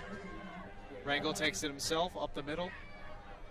Not very big gain, though, 2 yards. It's going to bring up 2nd and 8 here for the Trojans. No synchronized clap.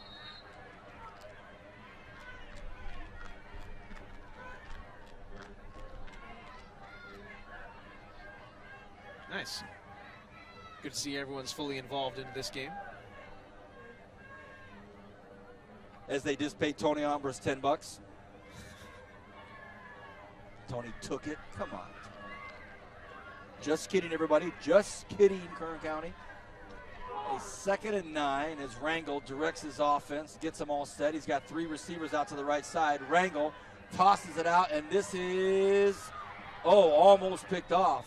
Would have been picked off, but at the very last minute, Brian Velasquez does his part in breaking up what was going to be an interception. Yeah, that's defensive play there by Velasquez, the offensive player. And once the ball gets up there, he sees that it has a good shot at being intercepted. Rangel's pass just floats, and remember, this wind's blowing right back at him, so the ball's going to hang up there a little bit more. And then Velasquez goes into defensive mode with the right hand. The last minute, tipping it away. 3rd and 9, crucial 3rd down for the South High School football team. Rangel flushed out of the pocket and incomplete pass. And Brian, that's a big hold right there. If they don't get that, it's going to be even tougher than it is. So they're going to have to punt the football here. South holds again. I mean, they have to do what they have to do for in terms of punting the ball. But you haven't had really great punts. Even that last one looked like it's going to be off a little bit. I mean, that's a situation where maybe you try on 2 downs just because you know how well your defense is playing. And this one is angled and stopped. And that was like a pitchy wedge. Just rolled back at about the 16-yard line. Came to a dead stop, so it'll be 1st and 10 for the Rebels. Hope you're enjoying tonight's football game. Don't know where the crew will be next week, but it's getting into that time of the season, fellas, where now the games are starting to get, pretty serious. Well, they're all serious, but as we get into October, midweeks of October, starting to get into, conference play and league play, if you will, and starts to take on a heavier tone. Definitely got a lot of great games on the docket tonight. Great games next week. A couple of teams have byes next week, though, Vance, as they get ready to head into conference play. 1st and 10 Rebels. They're at their own 17-yard line. They have the wind. Well, it's not really at their back anymore. It's coming from your screen that you're watching right to left. They give it to Oates. Oates looking to get outside. Oates has some room, has some speed. Hey, that's a nice run. 1st down Rebels, and the crowd over there loves it. Good run. Well, finally, South picks up a 1st down. Their offense finally starting to click here, albeit late in the 3rd quarter. They, like Brian said earlier, they're only down by 2 touchdowns. They only need 2 touchdowns and 2 two-point conversions to tie this game up. But first things first, they just need to keep driving the ball down the field. Got to keep some momentum, see if they can capitalize on that 1st down right there. As Matt talked about early in the football game, Lujan, their 3rd option at quarterback, has done a pretty good job of trying to keep the football team on the field, but has had a couple of turnovers and some untimely turnovers that really cost him as far as points. Now he directs everybody to the right side. I mean, everyone is on the right side of the football field. He puts Oates in motion. And this time it's a handoff to the left side. It's taken by Dale Daniel. Daniel gets to about the 33-yard line. A little change of pace, run to the right, and then they run a quick little counter to the left. Give it to Daniel, and then he's got a lead blocker. Unfortunately, that blocking kind of foils towards the end of the play. Well, it almost looked disastrous like the other plays have been. They get a big first down, then they get tackled 5 yards in the backfield. This time he's able to pick up a yard, not even maybe a half a yard, but they have to get something going downfield to alleviate the pressure.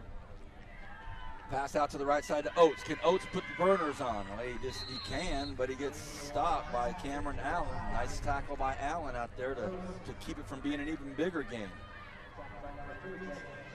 Yeah, good job by Allen. Limit the yardage gain. Still going to be pretty close to the first down. Looks like it's going to be third and either 1 or 2. Probably let's call it a long 1. So South a chance to pick up another first down and keep the wheels rolling. Out of your picture on the right side is Jesse Belt. Way out of your picture. I formation for the Rebels. Can they get it? Oh, a big hit by Curtis Fainter. Ouch. What a stick. What a stick by Foothill's most explosive offensive and defensive player. Watch this. Boom! That hurts the ribs. Well, I'll tell you what, if nothing else, we get to see just an excellent, excellent camera angle on our great camera crew. Big hit. Looks like Fainter's pants are ripped on his right side. Well, he's been involved in pretty much every big play for the Trojans, and it does look as though he has somewhat of a wardrobe malfunction. A timeout is going to be taken by the Rebels with 1:13 remaining in the third quarter. You're watching High School Football Game of the Week, brought to you exclusively by Bright House Networks. Pleasure to have you with us tonight on this first football game of autumn. Should have been last week, however, we were lightninged out. Boy, Mother Nature hasn't been very kind to us in the football department, Vance.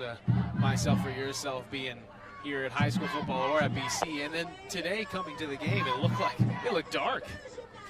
Yeah. I was a little worried. Being in the Grape Deal, the weather is something that pretty much everybody just keeps on the front of their brains at all times, and so we know there's rain coming, and the newspaper today had a nice article about how it's going to start cooling down, and it's going to get wet here probably next few days, so I think it'll be a welcome vibe for everybody. Nobody back to return on this 4th and 2. Can the Rebels stop it before it gets in? And they, the effort of Demetrius Green.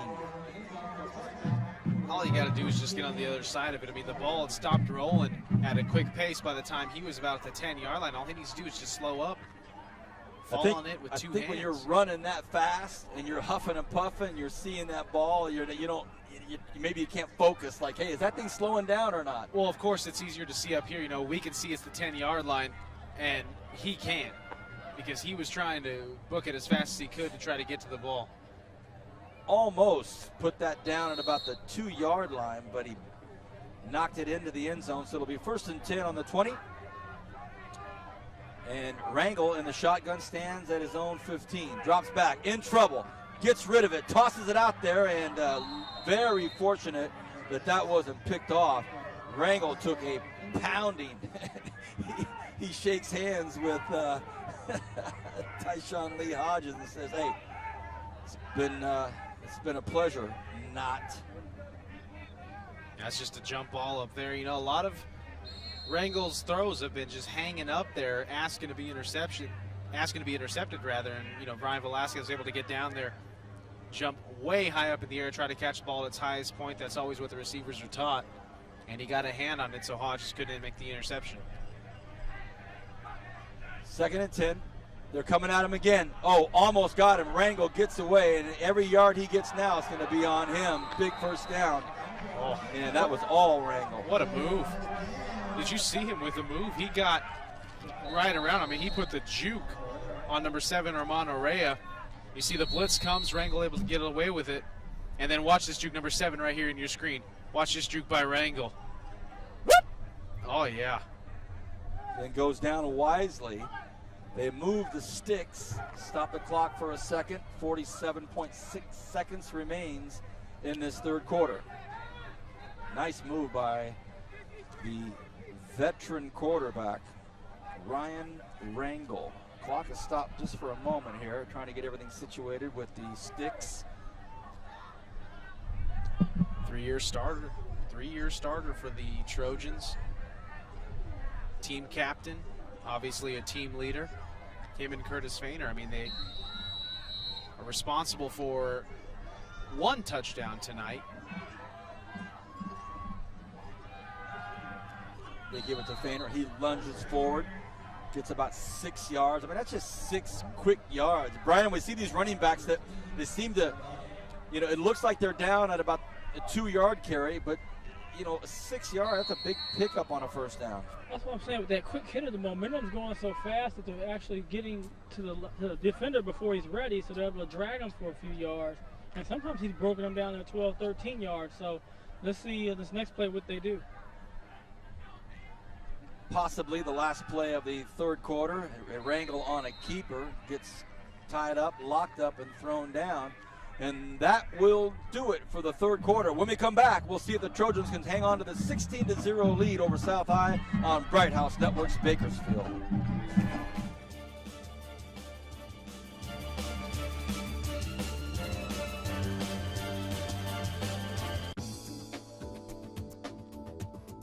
Bakersfield On Demand on Bright House Network's Digital Channel 300 brings you a look at community events in and around Kern County. Our area has a wide variety of local events like festivals, cook-offs, galas, parades, and much more.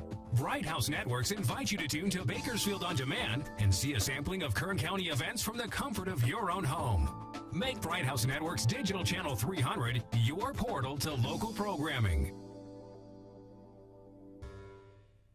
There's a fresh new look at brighthouse.com. It's a bolder, swifter, more convenient online experience designed especially to make your life easier, offering quick access to your online account, effortless navigation, simplified searches, streamlined shopping, and much more. The new Bright House website, it's more than just a look. It's an easier way to get more from your entertainment at brighthouse.com. Visit us today.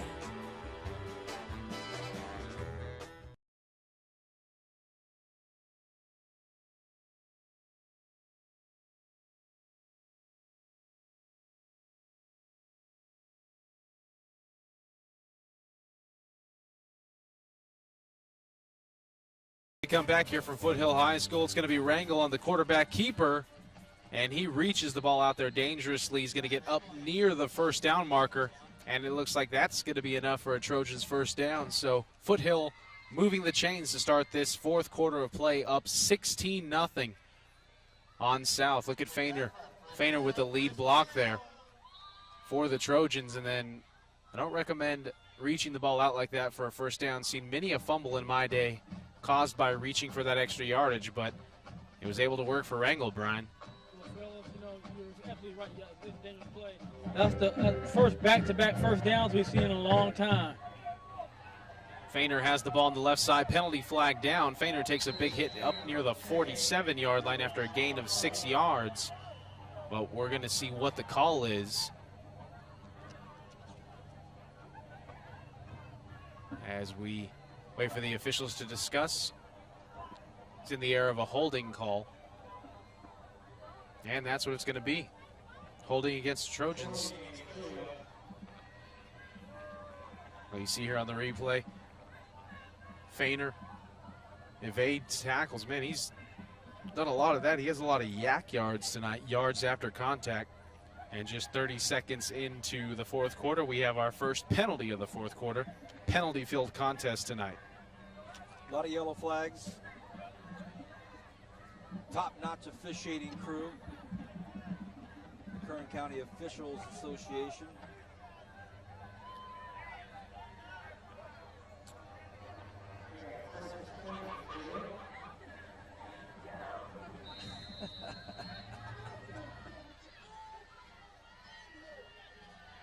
Oh, big hit. Fumble! That's South's ball. They finally got one. They finally got one. You're right, Brian. Big hit. Well, let's see if the momentum, let's see if this leads to South scoring a touchdown or a field goal or getting some points on the board. I mean, they got to get something here. 34-yard line, they're going to take over on Foothill's side. And, Wow. oh, that ball was coming out. Ball was already coming out before Scoggins already even was hit. Demetrius Green laid the wood. So here we go. Boy, Lujan. 5 wide. Five wide coming out. Lujan flushed out of the pocket. He's running. He's at the 30. He sees everybody, takes a big hit at the end, but gets a nice carry, and that South High crowd over there starting to get fired up.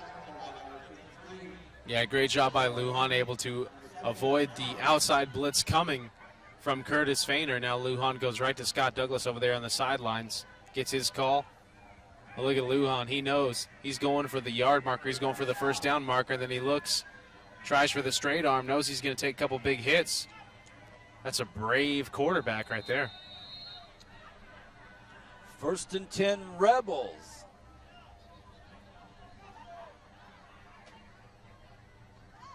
Oh, he did pick up the first down on that play. Oh, yeah.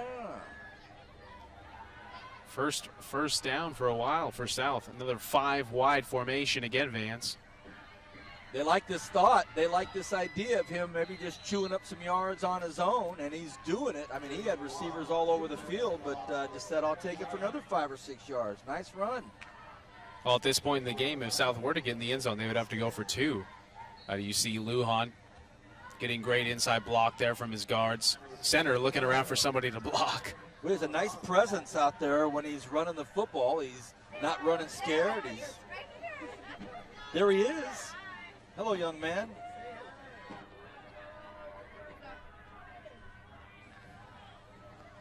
Five wide again, Vance. And they do it again. He follows one big block. Lujan. Well, they're going to the well. Yeah, absolutely. And, you know, if it ain't broke, don't fix it. There's no reason to go away from that formation if it's going to hit pay dirt right now, which it looks like it is. I mean, you see Lujan just getting those great blocks, and it looks like the officials are going to stop the clock here.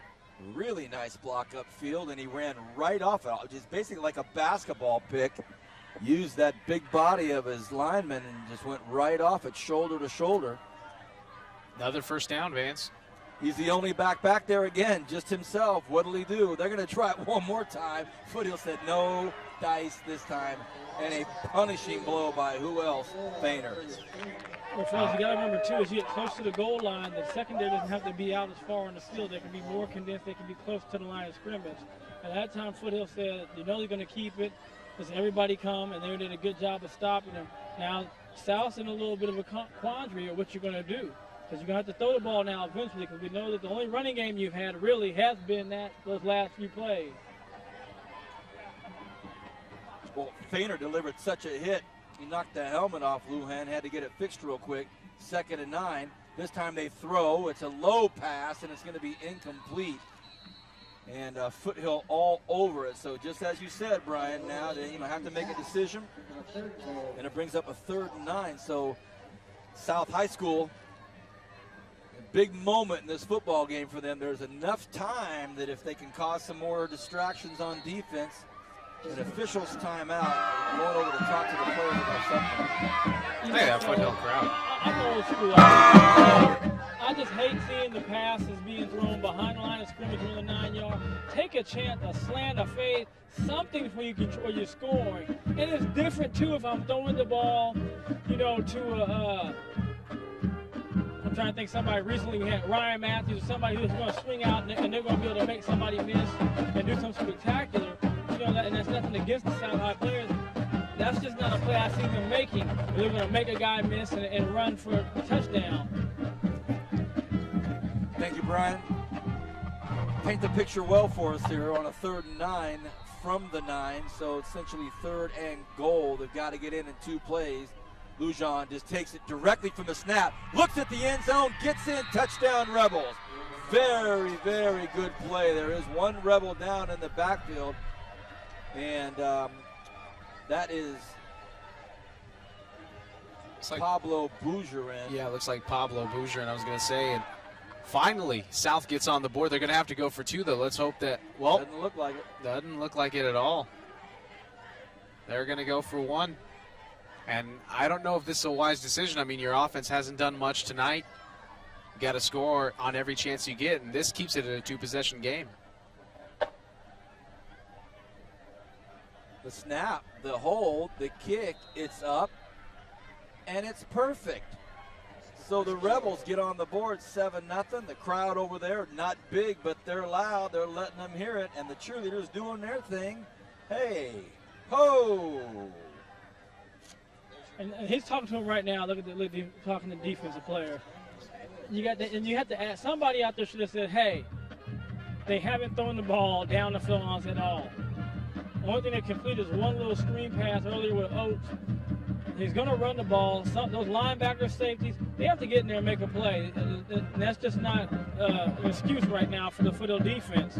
If they make the play there, now it's 4th down. You know they're going to try to throw the pass the ball. They don't get it. You're still up 16-0, but now you're 16-7. Like Matt said, they have to score 2 more times. And at this point, if you're Foothill, South, do you try the onside kick? I think if you don't line up in the onside kick formation, I think you try a quick kick off to the right side. That's what I think you should do at this point if you're not going to intentionally line up and give away the onside kick. You test this front 5 of Foothill, you see if they are aware, and you see if they just turn around and bail back towards their own goal line, or you see if they actually stick around until the ball's kicked. Because a lot of times you have the front 5, they won't even look and see when the ball's kicked. They'll just run straight back and get to their positions for return. Well, it was a huddle for a good 45 seconds over there on the far hash line. So Foothill's expecting it too, because they're bringing their guys up. So here we go. Trojans lead by 9. South High, with their quarterback who just scored the running touchdown, was pretty much responsible for that whole drive. Now go ahead and kicks a crazy one. Oh, it hops over it, taking it the 30-yard line. You're going to look for some room out here on the near side. And it's a nice run, but an even better open field tackle. It was Cornelius Davis out on the run, and it was Jesse Belt on the tackle. So exciting. Well, I think what he was trying to do with that one was hit one of the front line. Unfortunately, it bounced, and it took a bit of an awkward bounce. It was rolling on its side, rolling off to the far sideline, picked up by Davis, and Davis was able to make something out of nothing, returned it for about 10 yards. Well, the South defense has done a very good job tonight. So this is the time that they're really going to be called into action now. They start off with Feiner, and he gets swallowed up, so you can tell this defense has a little kick in their step. B. Adams. Well, yeah, anytime you see your offense finally score, that kind of gets your adrenaline going. If you're thinking now, we can get 2 stops, make a punt. Maybe we get a punt return for a touchdown. We block a punt, and we score. Anything can happen. We're right back in this game. So look at the defense. Defense is charged up and ready to go.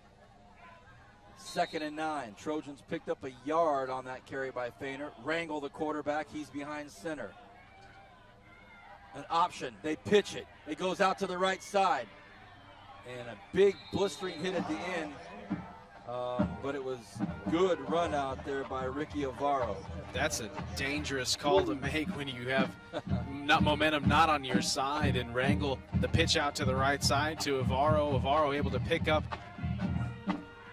Looks like it's going to be very, very close to the first down. At least a gain of 9. They're actually going to measure it here.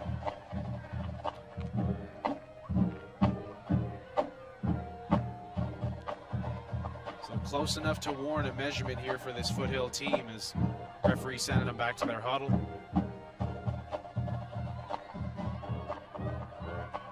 The wind has died down a bit here at Foothill. It was blowing pretty hard for a little bit. As we see measurement, it is going to be very close. Can't get any closer than that, actually, Vance.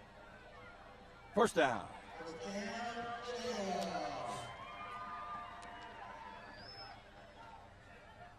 There you have it. 7:56 remaining in this 4th quarter. Foothill has the football, thus the yellow dot.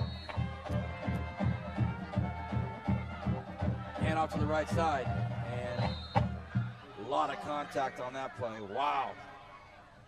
scooter brim smacked Ricky Ibarra. That's a big hit right there. Zach, do you have a replay on that one run that we just saw? Don't know if you do. Watch his contact here, Kern County. I don't know if we'll see it from this side right here. We just missed the actual hit. It was right behind those players, and it was a big one. Yeah, just take our word for it. Scooter pumped up after that, too. Still a gain of 3, though. It's going to be 2nd and 7. You're right. 7:18 and counting here in the 4th. Rangel, flag on the play, right in the middle of the football field. Sometimes in that area, indicative of a holding call.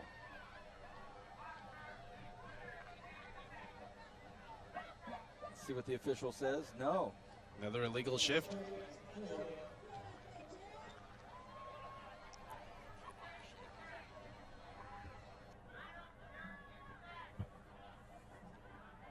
.709.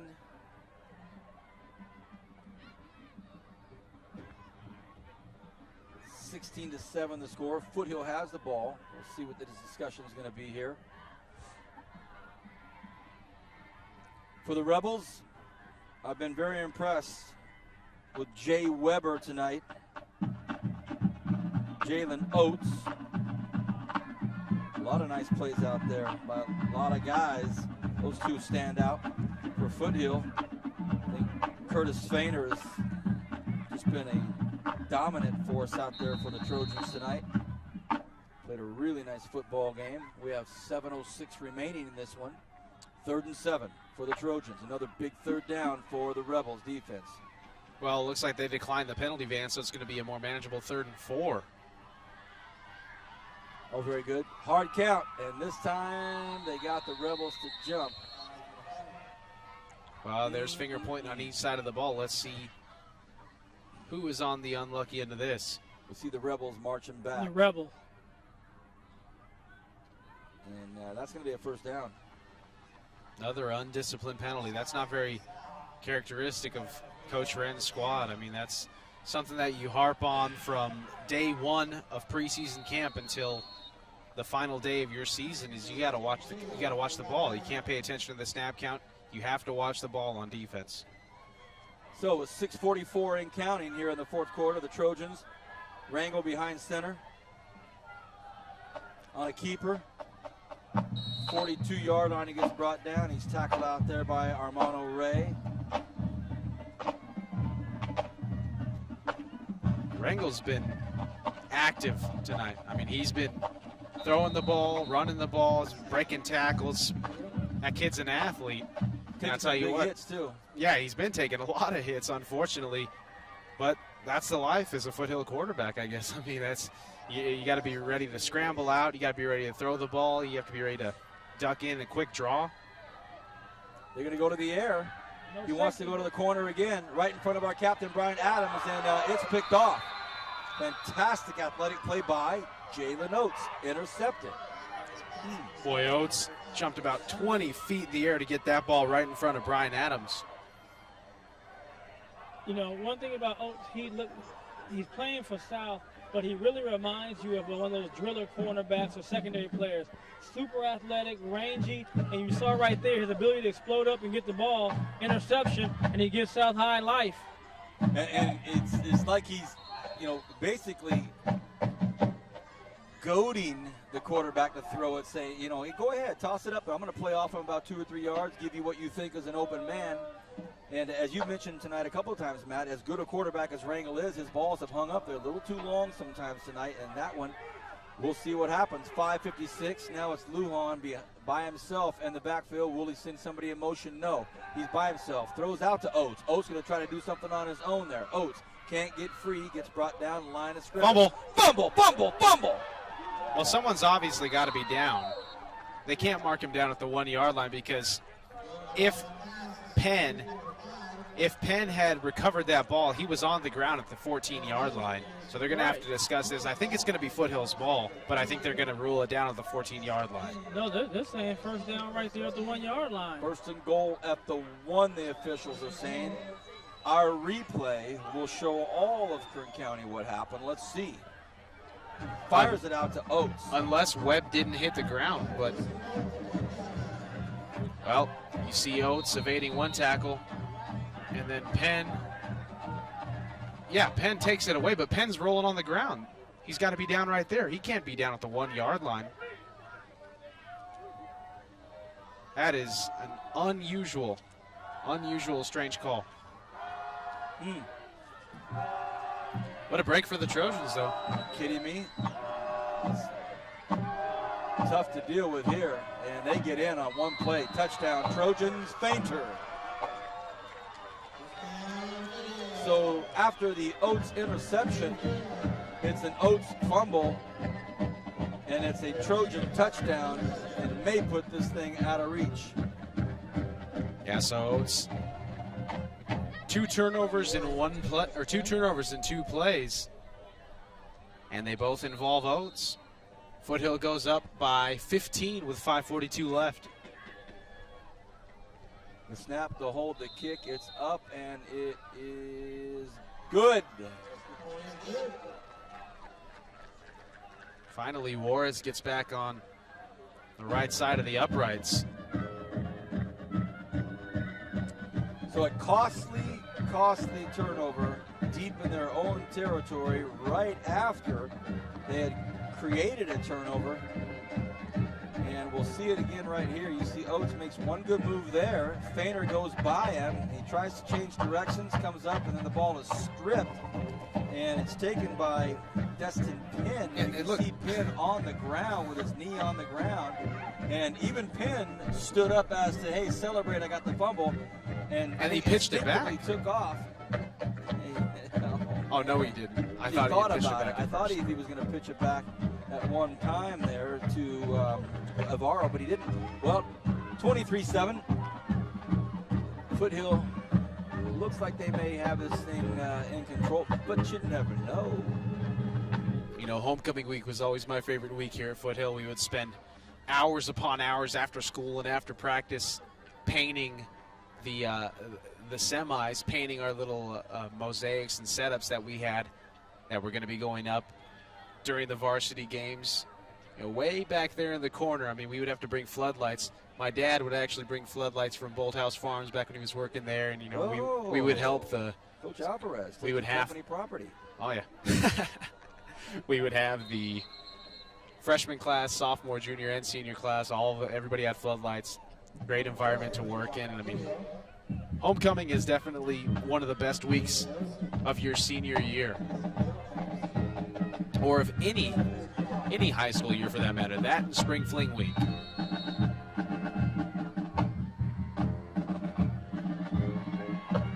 It's returnable. Oates takes it, bobbles it, goes back into the end zone, so he'll get no run back. So it's been a rough couple of minutes here for young Oates. You know, I didn't know that was a touchback at that point. If he fields it in the field of play and then it goes into the end zone, I thought that should be a live ball. But nonetheless, South's going to take over here, trying to get something going. They've got 1 touchdown on the night. Foothill. Kevin Willie. Foothill up big here, Vance, and for all intents and purposes, unless South can pull a rabbit out of the hat, I mean, this game looks like it might be over.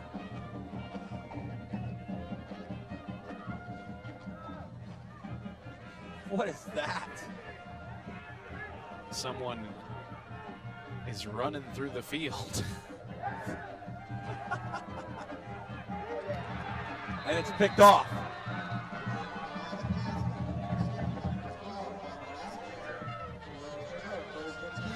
Lujan picked off.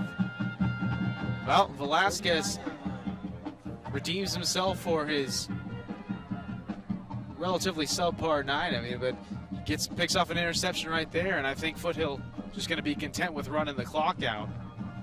That was an interesting event that went down in the east end zone as a kid dressed up as goodness knows what ran across the back end zone. Only a Foothill. The funkiness of Friday night. The Trojans and the ball off to Fainter. Fainter battles it up the middle of the football field between the hash marks, and Now it's all about grinding that clock out. It's a 23-7 lead, and South had moments of brilliance here tonight and then just had it slip away at inopportune times, some tough turnovers.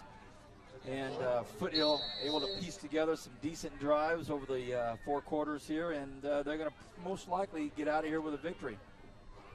Yeah, and it's going to be a good victory for Foothill. You know, they have a bye week next week. There's assistant coach Dallas Plater. He was my wide receiver coach. Also, you know, I owe a lot of my success to that guy as well, because he recruited me to do track and field in the spring. When he saw me as a freshman out here in the summer kicking around the football, you know, he was the varsity assistant coach at that time, and Dallas Plater pulled me aside, you know, asked me if I was going to do anything in the spring, and I said I didn't have any plans. So I came out for his track team, 3 years on his track team, you know, and it was a great experience. So owe a lot to Dallas Plater as well, and he's doing great things over here. He still teaches at Foothill, but coaches at South. Crazy. 4.5 remains here in the football game, 23-7.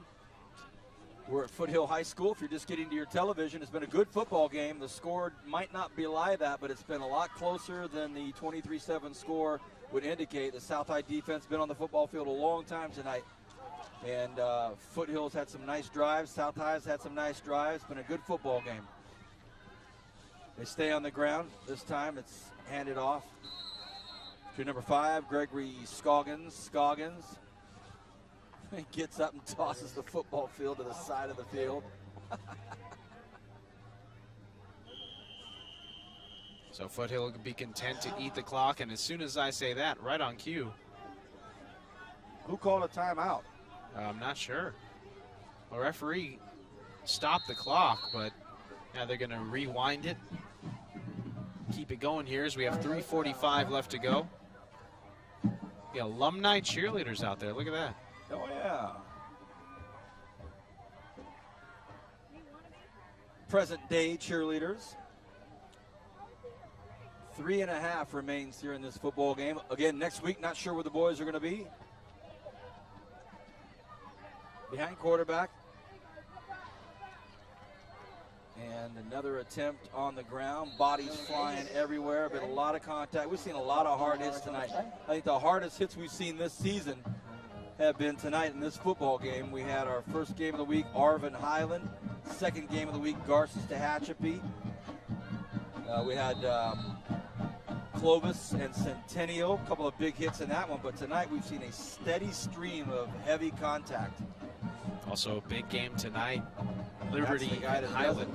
Jay Weber. There's a good shot at Jay Weber. He has been very impressive. What were you going to say, Matt? Big game tonight at Liberty. Highland and Liberty, 2 3-1 teams going at it. Have yet to do a Liberty game here on Bright House Networks, but that is definitely in our near future. Oh, yeah. Billy Villegas on the ball. Flag. It's been a flag-filled evening here at Foothill. And that looked like it was in the air of a holding call against the offense, so we'll see what the White Hat has to say about it. With 2:29 left to go here in the fourth. Villegas just lowering his head, or lowering his shoulder, rather. You never want to lower your head when you go into a pile like that. You know, Brian, interesting point being made by Chicago linebacker Brian Ulacher, talking about, you know, the lowering of the head or the leading with the head. He goes, you know, we defensive players get penalized and fined and everything else when we leave with our head. But what about these running backs that have the football and they get to take aim at us and lower their helmet and go after us? Your thoughts? You know, Vance, again, I know what they're trying to go. They're trying to protect the players and they don't get hurt. But I mean, sometimes this plays is going to be head contact, head-to-head, not because you're trying to, because the angles that come in, and it seems like the defensive player, if they hit off of the player, they get ripped with the fines. 3rd and 14, 2:09 remaining here in this fourth quarter. They stay on the ground. Nice tackle out there, so it keeps Gregory Scoggins from getting any more yards, and I think now it'll be a timeout by the Rebels. They stop it at the 2-minute mark and try to salvage whatever they can out of this clock and maybe make something magical happen. Well, you've got to think of the 32-yard line now with the wind behind their back. We've seen the leg that Tony Juarez has, but I honestly think that they'll probably go for it at this point. There's really no point in punting the ball, trying to sky it, because it's going to more than likely go into the end zone. I'd sure like to see a field goal attempt. Perfect Yeah. time to do it. That'd be nice. That's a 50-yarder at that point. Perfect time to do it. You've got a nice, comfy lead late in the game. Your defense is doing a good job. Why not see what the guys 50 got? yarder at this level with the quickness of the South High guys. If I was South, I'd like to see that lined up. I might be able to block that and get a return. Okay. Why is that, Brian? Why would you be able to block that? They come off the edge. They'll come off the edge and block that. If they try to kick a field goal, they will come off the edge and block it. I don't see a kicking tee out there, so I don't think I'm going to get my wish. It looks like I wish Rangel's you going to did, so we could see that block. They're going to go 5 wide.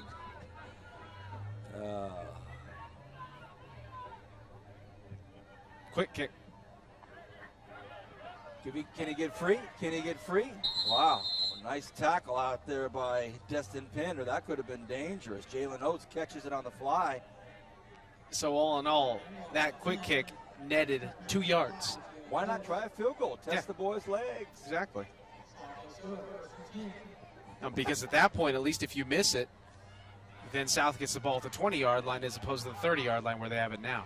I'm sure the coaching Because if staff. you do that and it gets blocked and they return it for a touchdown, then they're an onside kick away and 7 more points from catching you. I'm sure Coach Greg, Franco, Maples, and Jackson appreciate our input.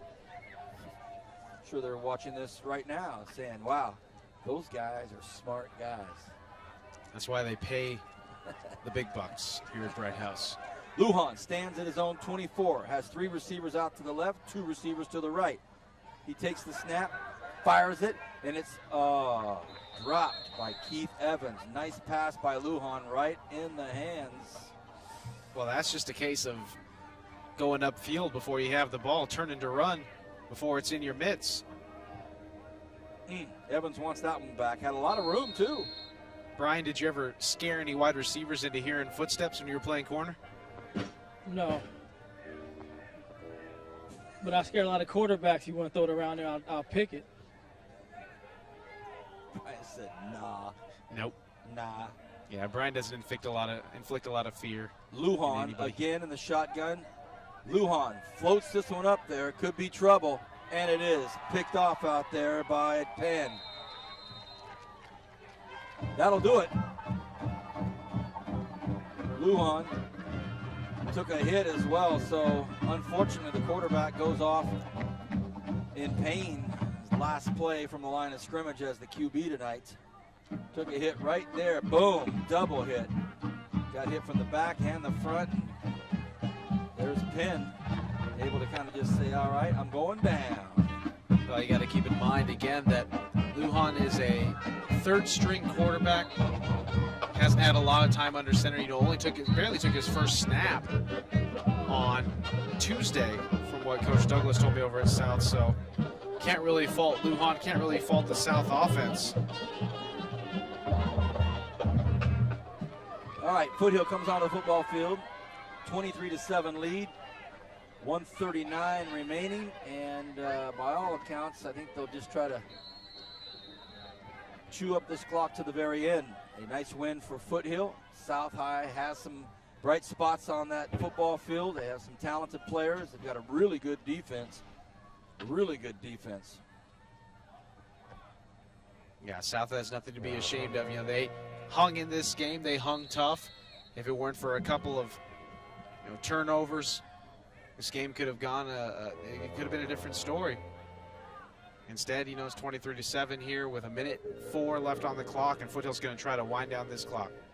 I mean, think about it. Foothill never drove anywhere and scored a touchdown. They were all short field, and they were taking up advantage of those turnovers in field position. So they did what they had to do offensively to put their 24 up, and South wasn't able to muster anything. They go down on one knee, and we look forward to next week. Again, I won't be here, but Brian and Matt will be up on top here on the Scissor Lifts calling the game. I look forward to hearing the reports of the love and affection that Matt and Brian have for each other. Matt will be, of course, play-by-play. Brian will do what he does as an analyst. And I'll be back in a couple weeks. Tomorrow night we'll be down at the Mount Sac football field. Renegades will be taking on Mount Sac. And that'll do it. On behalf of our director, producer, the Godfather, Zachary Flores, and all of the crew here at Bright House Networks Bakersfield, for Brian Adams, Matt Alvarez, I'm Vance Palm. Foothill wins at homecoming. Nice game. Have a great weekend. God bless.